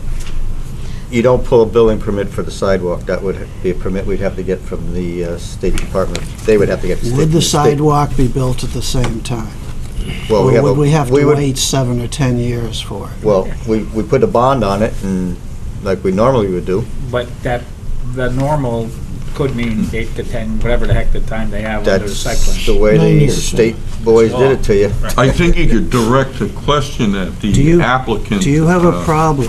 Because now we need to talk to John Orsini, who just had to close the building last week. Right. And I haven't have a chance to talk to him, but I was, Mike, right? Yeah, Mike was going to put bond and then let it, because he was selling in between. So Mike was taking care of the bond and everything. So now John Orsini has to take over from here. The issue is, Mrs. Patel is When I going to apply. rent Right. the space. So the current owner is Mike Criscio or his entity, okay? And apparently there is a change in ownership that she is anticipating. Last Friday. So It happened already? she's not going to be building the sidewalk. The owner would be responsible for the sidewalk, is that correct? Right. So the person who's here, who would be responsible, is not present. Is there any way we can avoid waiting 10 years for the sidewalk to be built? That's my question. I don't know any legal way. Sure, you have a special permit. Make it a part of the special permit to do the sidewalk in some time-restricted manner. Except the person who has the special permit is not the property owner, Right. right? So you That'll tell make them it that- more tell them difficult that for they her. have to- Difficult Yeah, that's for not, us. that's not the way to do that. What's the way to do it? I don't think there is one legally. We've been through this with these guys. If then it's gonna take late and we're not gonna get our permit from the state. Because now we have to See, work with the that's- state and That's a whole town. other issue too, So right? this is not only one issue, then I'm gonna create more issue. So you don't ordinarily have a special permit, which gives you broader No, latitude. I hear what you're saying, but regardless, whether it's special permit or the site plan, this is a state highway, right? They've got to go get some. Well, they need an encroachment permit to do it. To put in sidewalks. I don't know anything about that. Is that a big deal or not a big deal? It's not a huge deal, but it is a deal, and can be time-consuming. They have to go apply for the permit, they gotta approve the Location. the site plan, Right. basically. How much latitude do we have on the size of the bond? You name it. A lot. Oh, so we can make it as big as we want. Well, no, Within no, reason. within I the think law. it- What I think the law are you says getting it's- at? make it a million. Got to bear some relation You to can the bond, actual cost. you can bond public improvements and S&E controls. Period. But this is a public improvement, though, isn't it? The Yep. sidewalk would be, We yes. can bond Yep. this. Well, you can't I think bond we've a already got punitive approved with the amount. bond. No, I'm with you. Yeah, we can. We got to approve with we the are bond gonna because bond. if he's gonna, otherwise it's gonna take so delay. And we've been working with like 6-7 months. Understand where I'm coming from. Right. Most times when people agree to these, they don't do it for 8 to 10 years. And I'm just trying to figure out a way to get it done. The way soon. I heard about John Orsini, he will take care of it. Yeah. This is what I heard from other people. Who's this? Orsini, Care of his properties. This is. he bought the John bought it? property. Yeah, that's what Yeah. I'm saying. I don't know any way to effectively do what you want to do, Ron. I hear you. You know I want the sidewalks too. Certainly. And we've got a bunch of parcels. Some people do them quickly, some of them don't. But I don't know how to tie the sidewalk into the special permit that has nothing to do with the ownership of the building. I don't know how to do that. I mean, it doesn't seem like, and that what you're saying, we have more, because there's a special permit, we have more latitude, but on the special permit, I don't know that sidewalk's a site plan issue, isn't it? They've got well, depending on how you look at it, but they would have the 9 years to build it under an ordinary site plan situation. Right. If you wanted to try, you could put the stipulation in. Right now, understanding she has a special permit and a site plan approval For the rest for the first stage of this. Yeah, right. Okay, so Right. she's looking to add on to it. Right. So the site plan is a requirement of that approval. Right. With the bond, There are a lot of ways, with the bond. bond in time. And There are a that lot of site- ways to handle it. That site plan did or did not call for sidewalks? It did. Yeah, you already have a So they're bond already for it. required to. Yes. All we're doing Ron's is trying carrying it to expedite. forward to Yeah. this application, Okay. but Okay, moving on. It looks like the traffic flow in here is pretty tight, particularly along the north side of 500.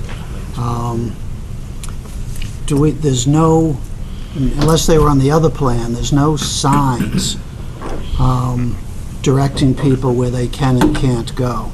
Should we, what I guess I'd like to do, Jonathan, is can you work with the applicant to add a couple of signs so that people know which ways are one way and which ways are not? Okay, they do show arrows. I know, but you Painted get a arrows. quarter of an inch of snow, you don't see those arrows anymore. So, Yes, I can work with you. thank you. And following up on that, is there enough space for trucks, delivery trucks? Presumably, you're going to have delivery trucks to get in and out of here and turn around without bumping into things or blocking things or getting stuck. My suggestion would be is you have that one-way in and a one-way out. I would make the one-way in and out. You got plenty of width there and with no parking on the other side. A truck could easily come in, pull in, back up, and go back out. Okay. So I would suggest, instead of making that one-way, Well, that's fine, but that's why I wanted you to look at the traffic flow, because it looked like a potential problem to me. If you follow those arrows with the delivery truck, those are some pretty tight corners to get in and out. I mean, driving around here, Lou, would you want to get a truck around that corner there? Most of the trucks that deliver beverages are small trucks. yeah, that's what I was trying to say earlier. They're all Okay. small six-wheelers. Six-wheel, They're pretty- right, it doesn't come They big. get in tight It won't be a spots big because truck. Some of the package stores, there's no parking. Okay. does it be 30? And does anybody, I don't know if anybody else from the commission cares, but there's not an inch of space to put snow on this site. So if we approve it, we have to approve it with the understanding that in the winter, they're not going to have this many parking You're gonna spaces. lose spaces, yeah. That's all I had. You also have that strip along the north side and that small strip along the northeast corner. It'll lose spaces. And It's you not lose. uncommon today to move snow if they need the parking spaces. I think that's it exactly, Jim. I think you do lose them, and there's a certain percentage, that you're going to have. It begs the question of what the parking load is. Well, that's- we don't really know. Every time I've been to this property, which has been frequent, but I don't know, 4 or 5 cars on a whole lot. A liquor store is not a parking-intensive use. Yeah. But the other building, you've got a hair salon in there, then you have some contractors' offices, things like that. So it's hard to tell. We would have to kind of continue to monitor those particular uses. That's a good idea, but, you know, if Mr. Orsini is buying this building, you can't fault them the way they take care of their properties, so I would be confident that that would be taken care of. I wasn't concerned about it. I'm not looking. Okay.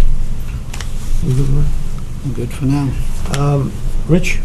No, I just had a concern about that sidewalk, but if we can't force them into it, you can't force them into it. No problem. Teresa? I'm all set. Jim? I'm good.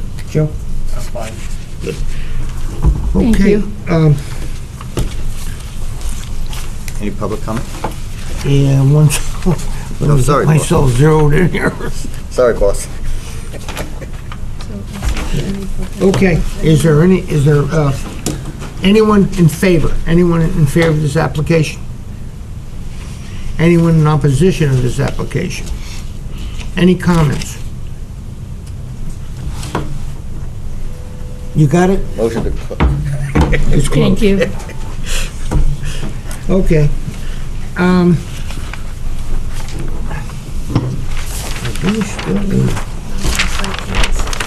We're all set there, that's it, this one's all, Right. that was it. 1802. Huh? Go back. Hold on, gotta get back here. Okay, good girl, thank you. Okay, All would set? you read that in, Yep. number 1802? P18-02, continuation of the site plan application of Lawrence C. Appleton, applicant, Massimo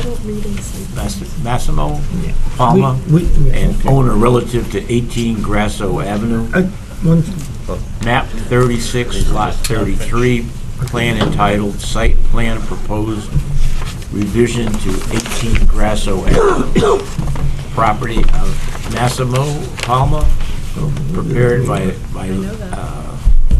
Lawrence C. Appleton, dated 26 January 2018, scale 1 inch to 20 feet, IG 80 zoning district.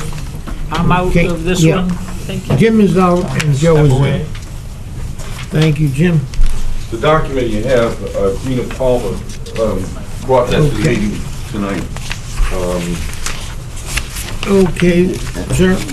In Could support you of the just give us a application. quick rundown? Okay. My name is Larry Appleton. I'm a landscape architect. My office is in Guilford, and I'm presenting this project at 18 Grasso. Now, I presented this project a month ago, and when I presented it, the idea behind it was I was requesting permission to have outside storage on this site. It is a IG 80 zone. It is abutted by a R2 zone, R20 zone, R20 zone, and then this is another IL 80 zone. Okay. I'm requesting outside storage, and that was Excuse me a the second, just to perhaps save you some time, because I was the biggest objector last time. The ch- And Teresa was second. From my view of your revised plans, you did a great job listening to our concerns. You've met all of my concerns and requirements. So from my personal perspective, you don't need to say a word. Teresa, do you need to say a word to you? No, I'm happy with. Does anybody else? I'm happy with what we did. Just explain to me again on this, just do me a favor, just do the side yard here, over here for me. Which Tell me side how you yard? took care of it. So right to the right side. This side? Right. Okay. There is an existing PVC fence that goes between here and here. Okay. To complete the enclosure, we will continue the PVC fence from here to here, and then all the way down to an existing dumpster. Okay, it's gonna go all the way down, okay. And we will repair that, we eventually will repair that dumpster. We've closed the backyard off here, And we've closed the backyard off here also with PVC. Okay, There is a chain link gate in here, black vinyl chain link gate in here, and that's the entrance. And we've screen planted that entrance so it shouldn't be visible from the street. and these plantings, Ron, you're happy with the plantings all up around the back, right? I am. Okay. Yeah, no, thank you. I'm okay with this, Vern. Okay, good enough. Hey, I have a question Yeah. regarding the uses. Part of my comments involve the fact that I believed that there was a partial change of use. My question is this: I see we currently use the property for personal private storage and repairs on vintage cars. The idea being the less deep portion of the building is the portion that's storage, and the square portion on the north side is the part that they do some type of repair. What I see on the drawing is NF mechanical equipment repair and storage to remain. But I see in Mrs. Palma's document, which we'll mark Exhibit A, see personal private storage and repairs on vintage cars, okay? So there is a difference between mechanical equipment repair and car repair, okay? I don't particularly care, but I just want to make sure that we're on target. Those cars are personal vehicles. This is storage. The company, Mr. Palmer's company, is located in North Branford. This facility, all it does is service his vehicles. It has no public interface. So that the servicing and repair of his vehicles take place in here, and the storage of some of it takes place in here. The original use of this building was as a mechanical equipment repair. And now formally, I claim that I haven't changed anything in that respect. This was a storage building, and I haven't changed anything on that. And the storing building happens to have 3 bays in it, but one of them is used, and two of them are. One of them is not used, and 2 of them are for storage, and that's what we were looking for. We bring a vehicle in here, or a backhoe or anything. We bring it in here to repair it, and then if in fact we have to pick it up and take it back to North Branford to be used on jobs, so that this storage area might be where we would put any of this equipment while we're waiting to move it from one place to another. Also, have you ever tried to find parts on older mechanical equipment, which we have? And sometimes it has to sit out here for a while we take the time to get the parts to fix it. But that's strictly related to Max's business, which is irrigation. So, let me just stop you. So they're personal. It's not, when it says over here they're gonna be doing repairs on cars, they're their own cars. No. It's their own. Yeah. Okay. So That the clarifies issue it for here, me. hold on, Okay. the issue is the word mechanical, okay? Mechanical equipment, I took it off the 1992 plan. I don't know what they were doing back then, but mechanical equipment is a condenser, it's an air handler, it's something that goes on a roof, what have you. I understand what you're saying. You're gonna repair backhoes, wood chippers, excavators, maybe vintage cars, etc. That's motor vehicle repair. Okay, I'm good with that. We should just take the word mechanical off of there. That's fine. Right. And you're not asking for certificate of location. So you can't do any repair that you are taking money on or trade. Okay. Okay, that's all the white out of it today. I'm good. Okay, good enough. You good enough? Ron? Fine. Okay, is there anyone here that would like to speak in favor of this? No, Is it? just the site plan. No public hearing. Oh, no public hearing? Not yet. Closed. I'll read this in. Thank you.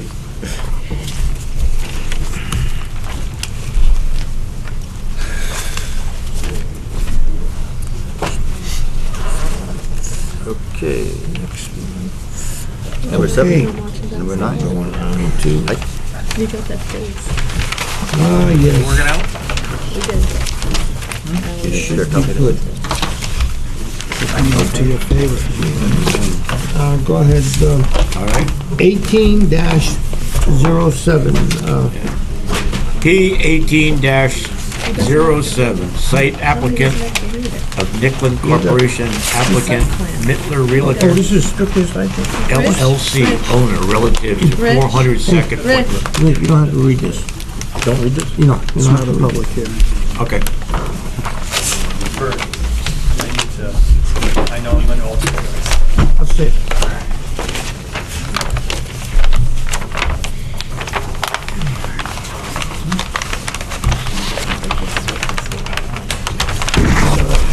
Yeah. Ready? We good? Yeah. Good evening. Good evening, Mr. Chairman, members of the commission. For the record, my name is Bernard Pellegrino. I'm an attorney with the Pellegrino Law Firm, and I represent the applicant, Nicklin Corp., in regard to this site plan application for 400 Sackett Point Road.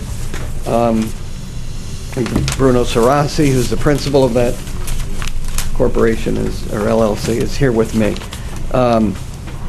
As you may recall, when you approved the change of use for our client, you asked that we undertake getting you a site plan for the entire site that indicated, first identified the various tenants, site plan that outlined the amount of space and the location of the space on the site, plan that showed there was sufficient parking for the uses and where the various uses, vehicles owned by them were being parked, and also to identify any areas for outside storage. There's no proposed construction activity related to this application. I think it was an obligation that our client, which is a tenant, probably the major tenant, one of the larger tenants on the site, to provide you with an updated site plan, so, because there had been new uses added, and so we found a plan that Fuss and O'Neill had done a number of years back. We got them on board to kind of update the site plan for us. Mr. Sarasi organized the tenants and has had a conversation with the owner, obviously, to get all of the information, number of on-site meetings and site walks, et cetera, to put together the plan which you see before you, which we think accurately provides the information that was requested back at the time that the change of use for his site, or for his portion of the building, was approved.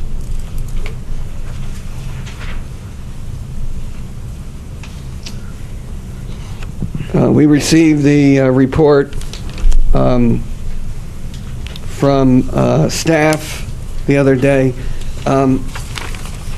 Couple of things. This site has been the subject of a number of site plan applications since, I don't know, 1981. I think we found historically probably 4 or 5 various site plans and CAM. We have a CAM application as well as part of this submission. So CAM applications. In looking back over those applications, and we met with Jonathan and went into the basement, we looked pretty carefully. In all of the site plans and in all of the CAM applications that were relative to this site, the one caveat, I think, to what I'm about to say was there was a connection of a pipe into the sewer or something and required a wetland application because that extension did go offsite into a wetlands. But in all the other applications, in CAM applications, there were no wetlands identified on the site.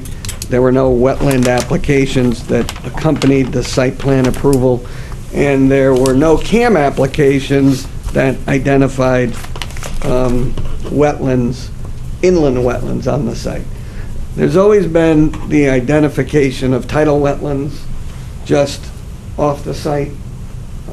So our CAM does list the tidal wetlands and address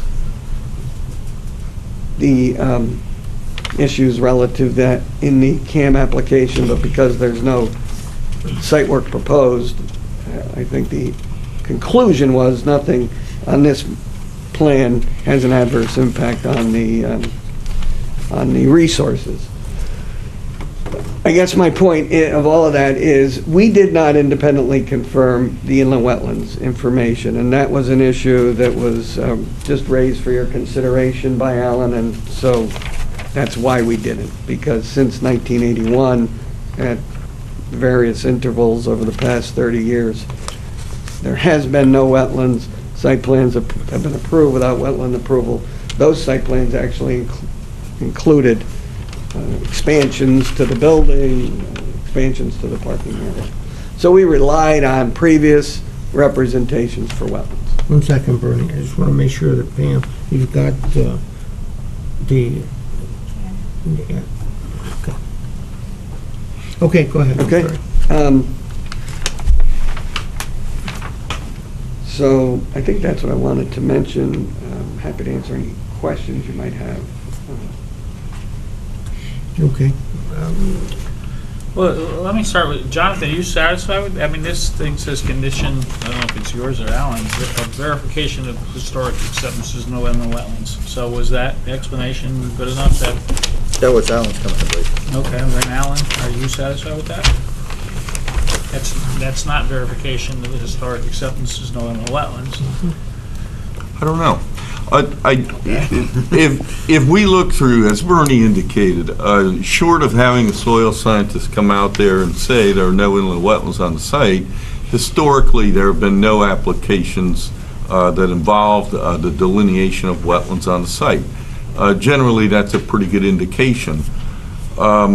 If down the road or what have you, if someone were to question the approval or what have you, I don't know, there might be some exposure there, not sure. If the commission's comfortable with going forward, Well, I'm asking, that's your comment, verification of the acceptance. Are you backing off that comment? No, I think that historically there haven't been any. I heard that. I'm not really sure if the commission says, they're comfortable enough, historically there were no wetlands. I cannot verify that there are no wetlands on that site, and that's what Bernie's saying too. No soil scientists have been there. Historically, there's never been any identified. There's never been an application made. So, if it were important to make sure, the only choice would be to have a soil scientist come in and look at it. And I think the commission has accepted the prior representations that there's been no wetlands, and the engineers Well, have... I haven't seen any representation that there's no wetlands. Is there something that said there's no wetlands? Let me throw something out, just to see if it makes sense or not. I mean, I'm not a soil scientist, but I did sit on inland wetlands for 10 years.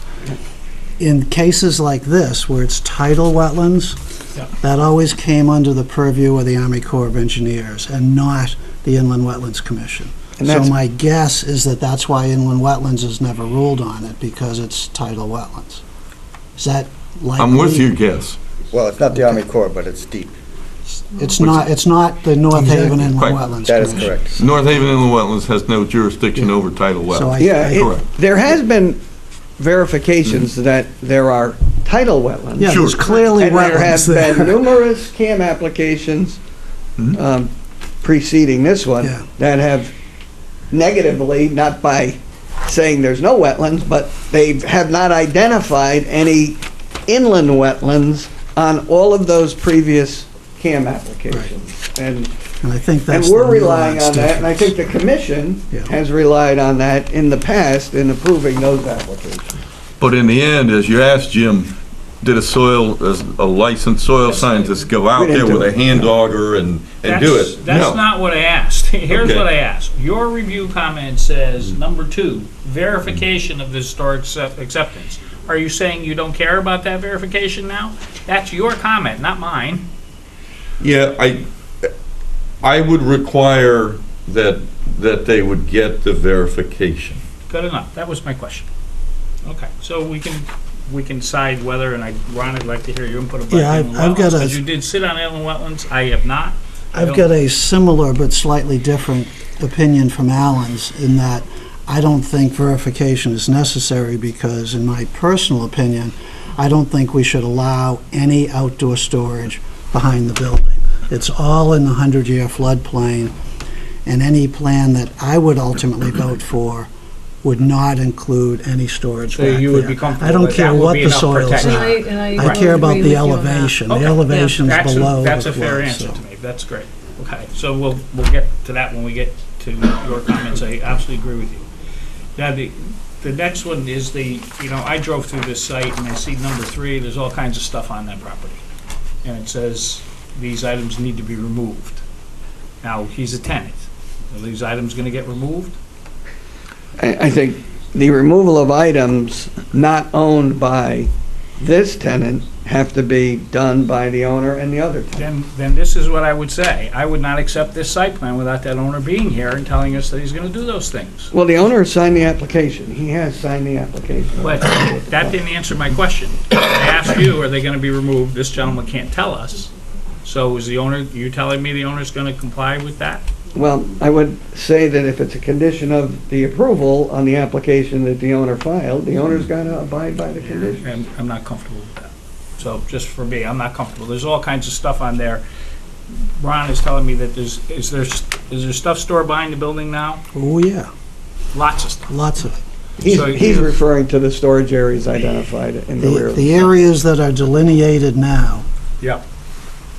they're not shown on that plan, but on the other plan, all these areas, those are full of stuff. Full of Yeah, stuff. no, this Yeah. is delineated. And you're yeah. saying that's in what you're talking about is, It is a title. It's all Tidal in the wetlands. tidal wetlands. so that stuff's gotta come out of there. And I'm not comfortable saying, okay, this is good. Now, all that stuff that- is identified as Nicklin stuff, That's our stuff. so that is his stuff, Right. the So he's gotta get rid of applicant's, his stuff. as a minimum. Right. But I'm not sure that's enough for us. That's my take on it. I don't care about the businesses are what they are. I have a clearly- question, Good.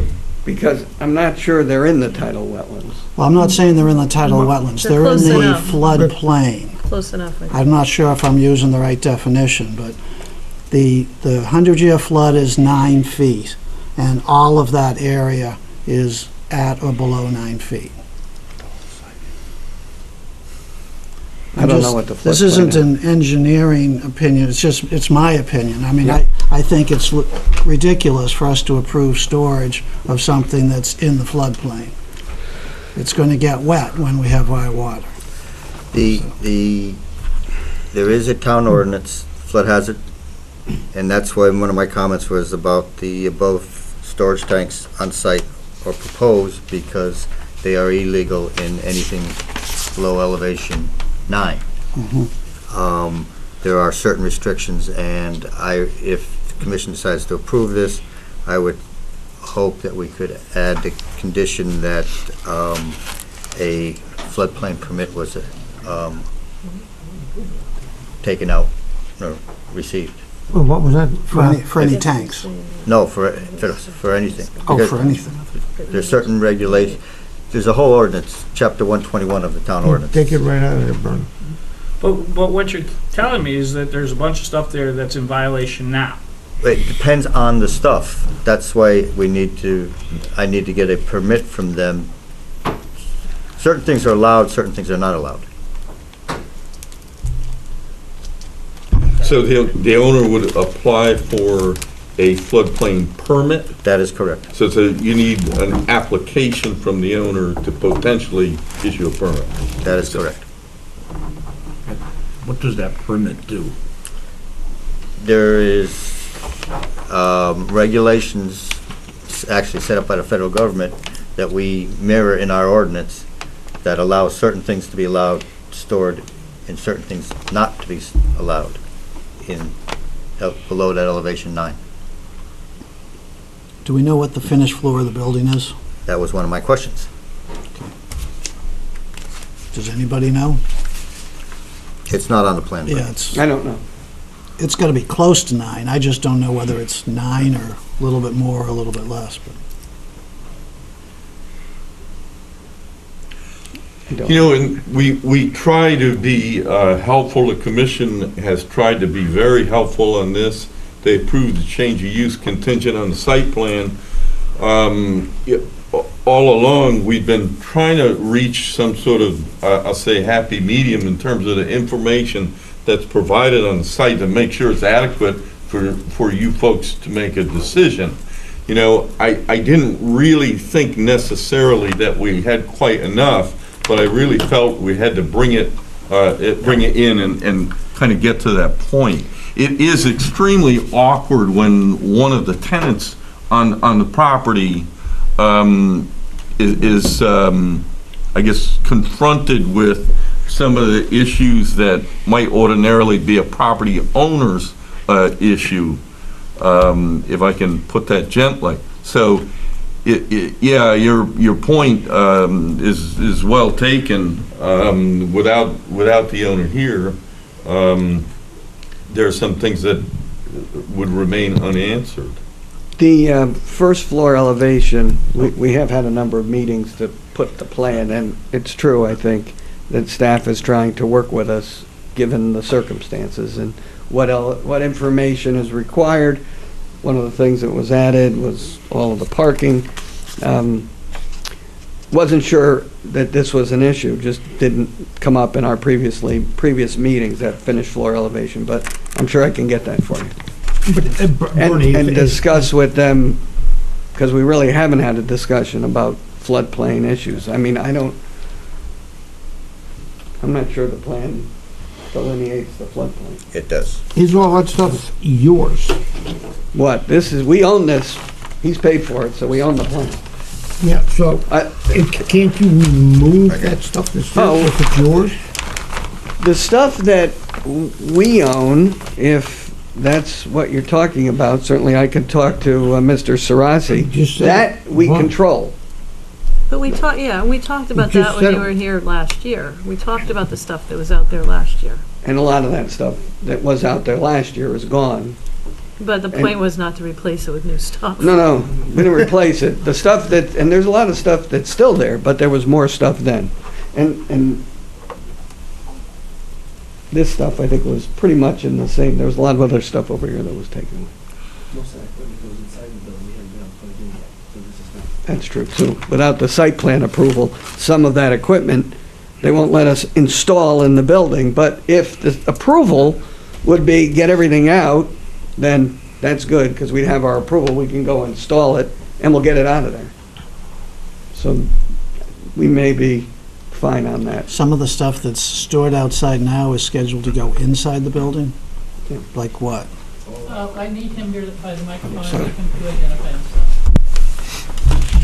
Bruno Sarasi.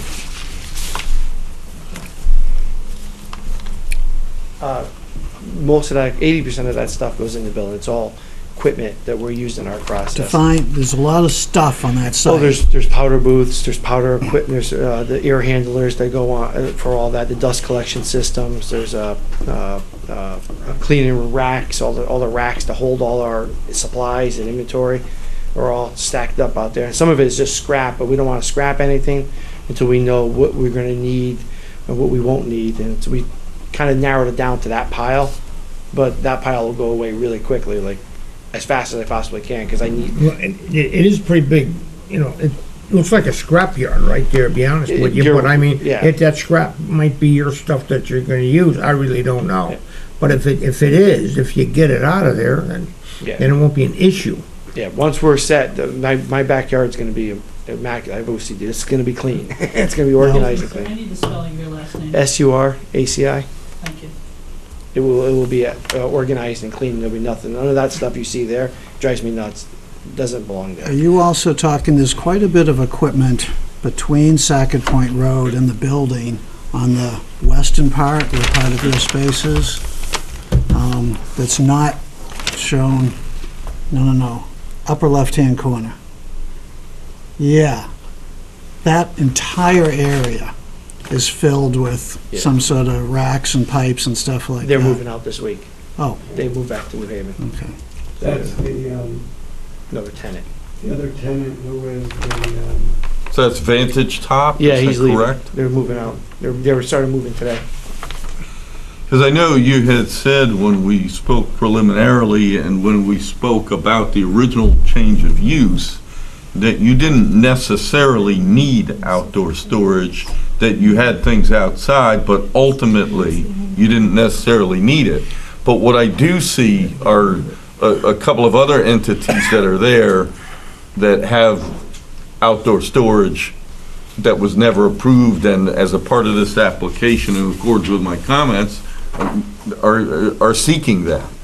So we have a few change of uses that have never really been approved, and we've got outdoor storage that has not been approved by and large. But So, we also have the inoperable cars, trucks, and trailers. which on the in site. my mind is a zoning violation. Right, so, and I But why would understand we- the whole thing about a tenant, and I understand why we approved it and had to come back here, but are we then gonna approve it and still just have all this stuff there? I mean, that doesn't make sense. That's my issue. So Sure. how do we compel this to take place? I don't, and we were trying to accommodate this gentleman the last time, and I get it, but, I mean, there's a lot, there was like some construction equipment that was clearly not useful anymore, is scrap and junk sitting Yes. there. And it's like- Yeah. And I know you mount, the parking lot's a mess, there's potholes everywhere. There's only so much we can do, and I'm not looking to put anybody out of business, but I just don't know why we would go and approve a site plan that we know we're not in compliance with the day we approve it, and with no assurance that we're gonna resolve these problems. Because he can't give us the assurance, they're not his problems, so how do we do this? You know, it seems to me just a suggestion would be, obviously, to continue it, to maybe approach the owner, have the applicant approach the owner about appearing, and, you know, arguably, also relative to those inoperable vehicles, et cetera, that's clearly in the area that was not Nicklin. Right. And some of the vehicles had the name of one of the other tenants on them. It said Sunrunner, I think some said Majori, but it seemed like Sunrunner had some inoperables.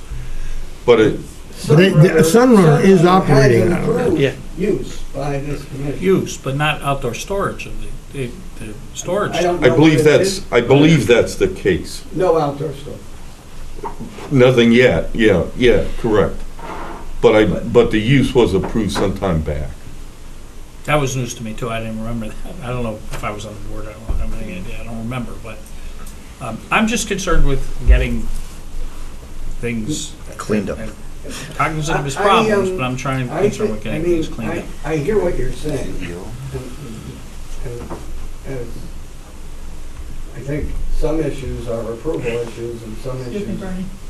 Some issues are approval issues, some issues are compliance issues or Right. enforcement issues. And we can only control I get it. our issues on the site plan if they are violations relative to other tenants vis-à-vis their prior approval or relative to the owner. I think there's as distasteful as it is, another methodology to enforce those. But as you pointed out, this site plan, the application is by the owner. The owner's not here. The owner signed the And in application. these circumstances with other parcels, when owners come to us and say, I need to do this, that's when we can get them to do things that should have happened a long time ago. And what do? You make them conditions typically of the approval. Or say we're not gonna approve it, wanna see it next month, that some of this stuff, something happened. I mean, there's, what you're telling us, that there's some compliance problems. Forgetting Ron's thing, that goes without saying, we're not gonna allow any storage in the floodplain, but, you know, this is stuff that, I think we need to get some of that stuff out of there. I don't know how we do it, but I think we need to get some of that stuff out of there. Let me just ask you something about the uses themselves. Separating the requests, I did not believe there was a particular issue with the trucking company. The only issue is the outdoor storage. So in terms of the uses themselves, if you eliminate the outdoor storage component, it seemed to me that the uses were potentially permittable in the zone, and that I haven't heard much objection to the uses from the commission. Well, they're there, we're not gonna put them out in any way, as a practical. So the question is really is the outdoor storage issue. We can go to the ZEO and have the ZEO review the site thoroughly and issue a separate letter, which would be to the owner of the property, which would address things that just need to be removed now. You know, not operable vehicles, et cetera. Hasn't she been out there before?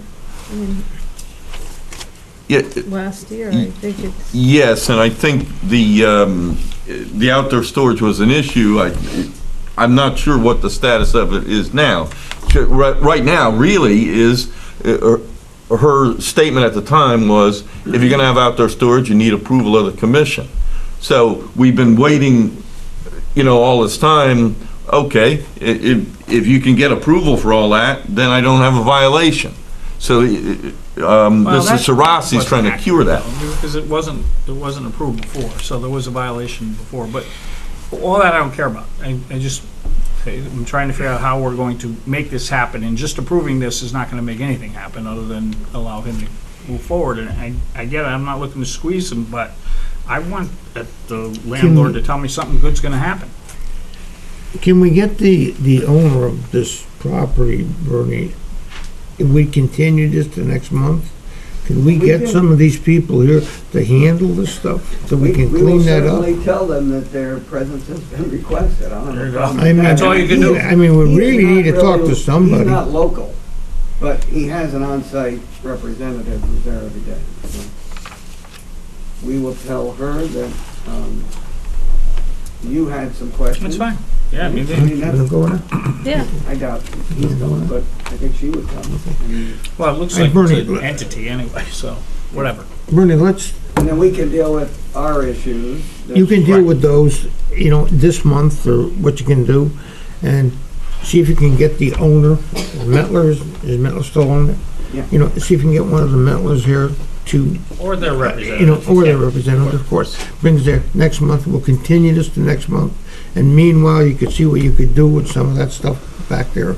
You know, if you can get it out of the way, clean it up, get it looking halfway decent, it'd be kinda nice. But if that's good with you, I'm gonna do Yeah, it. that's I'm gonna fine. do it right now. All right, Okay. thank you. Get a motion to continue this? Make a motion to continue. Can I get a second?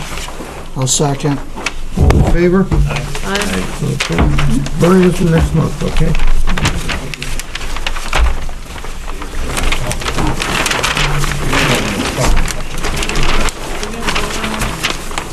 We're all in They favor. did. We all said aye. He Aye. actually, he called. Are you sleeping?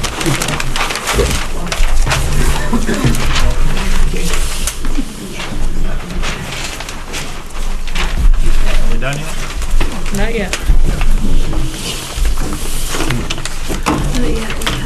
Call tomorrow morning. Oh, they're gonna decide tonight. Yeah. Yeah, CPA's. Mr. Zerlis. Okay. Remove myself. You're off from, I am. you don't wanna talk with John? I like John, but I'd like to talk to John. John, on You representing the design group? This is 18-08. 30. John Zollett. Okay, John? So again, as previously stated, then Joe is sitting. Okay. Good evening. My name is John Zerlis. I'm with the TPA Design Group, offices in New Haven.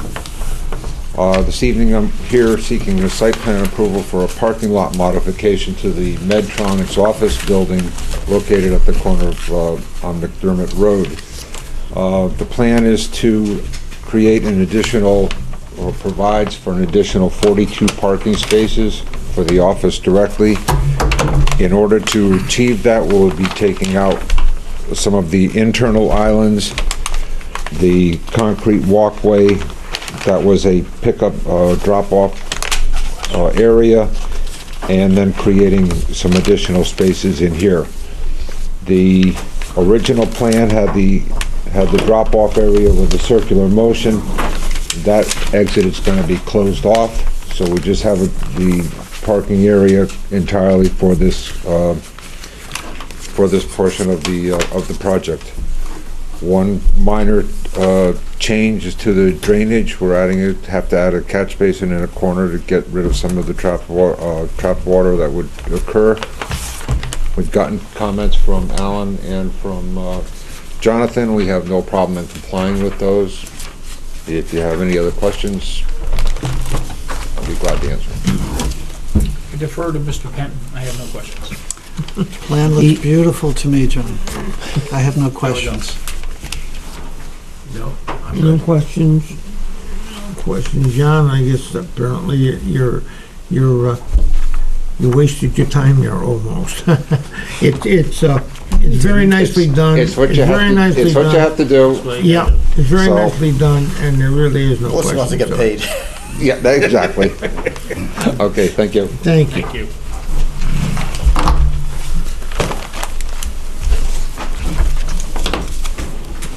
Oh, may I add one thing before You gotta go back to the, you gotta go Please. back. Sorry. In regard to either Alan or, I believe it was Alan's comment, we'd like to take the existing bond that's for the entire campus, which is now in the at $390,000 to cover this work also, not do a new bond. So Just to be clear about this, so there'd be no increase in the value, assuming that all the work that's been done in the past would kind of create a void there, and this would somewhat fill that to a small extent. But we need to redo the bond in the sense that we just need to put a rider on it to add the work of this application. that I understand. Fair I just enough. didn't want a new bond or increase in the bond. Thank you. Okay, I guess we have it. Is Teresa coming back? Somebody gotta yell to her. Here she goes.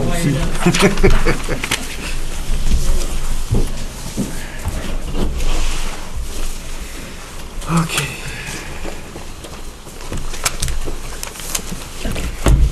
Deliberation?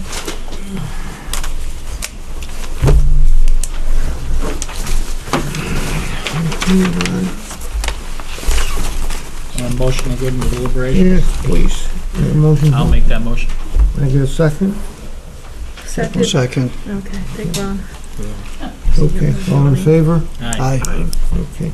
We'll take the special permit first, which will be 18-04S on Patton Road. Can I get a motion to approve the special permit? Make a motion to approve with all applicable staff comments. Have a second? I'll second that. All in favor? Aye. Okay. Can I get a motion to approve the site plan, which is 18-04? Same parcel of That's not a site property. plan, it's still a public hearing. Special permit. What are you Can I missing? have a second? I'll second it. Wait a minute, who made the? Did you make? Did you Hold make a- on, so we approved the special permit, so now it's the subdivision, Now the it's the re-subdivision. Subdivision Yeah. application, Right. 18-04, Right. right. Yeah, I'll make a motion. Oh, I'm sorry, that was the first one was the S? Right. Okay. yeah, we'll Correct. start with the second one Right. first, yes. Ah, So I'll Very make, tricky. why not? I'll make a motion to approve for 18-04, the re-subdivision. I'll second that. Okay, all in favor? Aye. Aye. Opposed? Yeah, nothing's easy. Next month. Okay, we're going down now to a special permit for 494 500 Washington Avenue for a cooler outside and to move the package store into that site. We have, Can I we'll have take, the number of that, please? I'm sorry, it's 18-09S is the special permit, and the site plan is 18-09. Okay, we'll take the special permit first, which will be 18-09S. Can I get a motion to approve? I'll make a motion to approve the special permit application, certificate of location. Can I get a second? I'll second it. All in favor? Whoa, whoa, can we have discussion? Wait a minute, Ron Second wants before we vote. discussion. Okay, Hold on. Rich seconded it, yes. Right, but now we're gonna have discussion. Okay. Is there any way that we can put wordage in here, either be by the use of the size of the bond, or even some special appeal to the property owner, that the sidewalk get done in a timely manner? You can't increase the size of the bond, it's mathematical. My opinion, which as you know is only as an architect, not an Yes. attorney, I know. is right now you have 9 years to do that sidewalk. If you put it in the special permit, I suppose there's a small percentage chance to be invalidated, but if you don't, you've got 9 years. I think what you're asking is, you don't- can we appeal to the landowners somehow? Yeah. Is that- You could do I that. don't, You I could mean, ask so to can do this, it. can your office, you're asking that the office do it, perhaps? Well, I think you could put it in the approval, I mean, that you're. That was my requesting a- suggestion. But I don't know that I would put it as a condition. I mean, that's it, It's tough. because the person doing the sidewalk is not the person who is Right. making the special permit application. So I don't know how you can tell the applicant for the Well, special permit. Can we But you can just say certainly that, direct can we just say the commission appeals to the owner To as the a owner. good corporate citizen Who he to has please met. put the sidewalk in 1 to 2 years? I would amend, who made the motion to approve? Not me. You did it. I did? You did. Okay, so then I'll Well, amend my that's- motion I'll to do- include an appeal to the owner as a part of his civic responsibility that he has shown in the past to expedite the placement of the sidewalks. Okay. Great, That thank you. sounds good. So we're asking him to do that. Can I have a second for that? I'll- So, Who seconded? Rich Wilson Yeah, did. I'll second that. Okay. All in favor of that? aye. Okay. Opposed? Okay, fine. That's a special permit. Now we're gonna go over to P 1809. This is the site plan. Sorry. Can I get a motion to approve? I'll make a motion to approve that as well. Okay, And I'll second that. all right. All in favor? Aye. Okay, opposed? Very good. That takes care of that, that takes care of that. Okay, now we're down to 18 Grasso Avenue. I'm not sitting on this. Okay, so stay right where you are. Yep. I'll make a motion to approve that with the noted change to the plan that Alan discussed. Okay, can I have a second for that? I will second that. Okay, all in favor? Aye. Okay, opposed? Okay, So I'm Here, may sorry, let me I, just but- make sure. Who made the motion? Ron, Teresa. Ron and Teresa Second. and seconded, and we had unanimously voted. Okay, now, moving on to 195 500 Washington Avenue, where the, I'll make a motion to approve that. What are we on? 18-8, the parking plan. Yeah, it's 195 McDermott Road. Yeah. Thank you. I thought you said Washington, right? I did say that, I did say that. Just checking to see if you're paying attention. Again, tricky. Okay. So the motion was made by Ron? Yes, we need a second. I'll second. Okay, all in favor? Aye. Opposed? Okay. Now, we can turn the page here.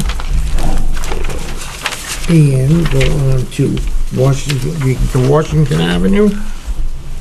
Hold on, I think that's it. Already We're did done. Washington We Avenue. did with I think that, you're we done. did with that. We're done. We're done. You're into the other stuff.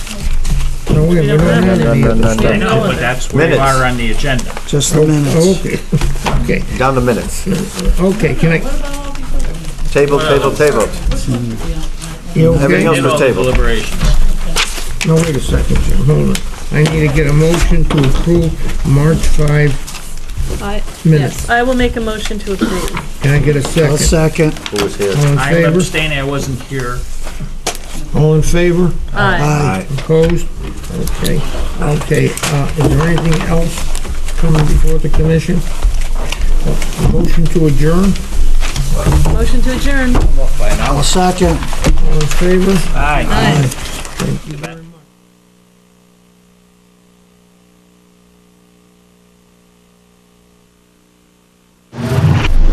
The preceding program is brought to you in part through a grant from the town of North Haven.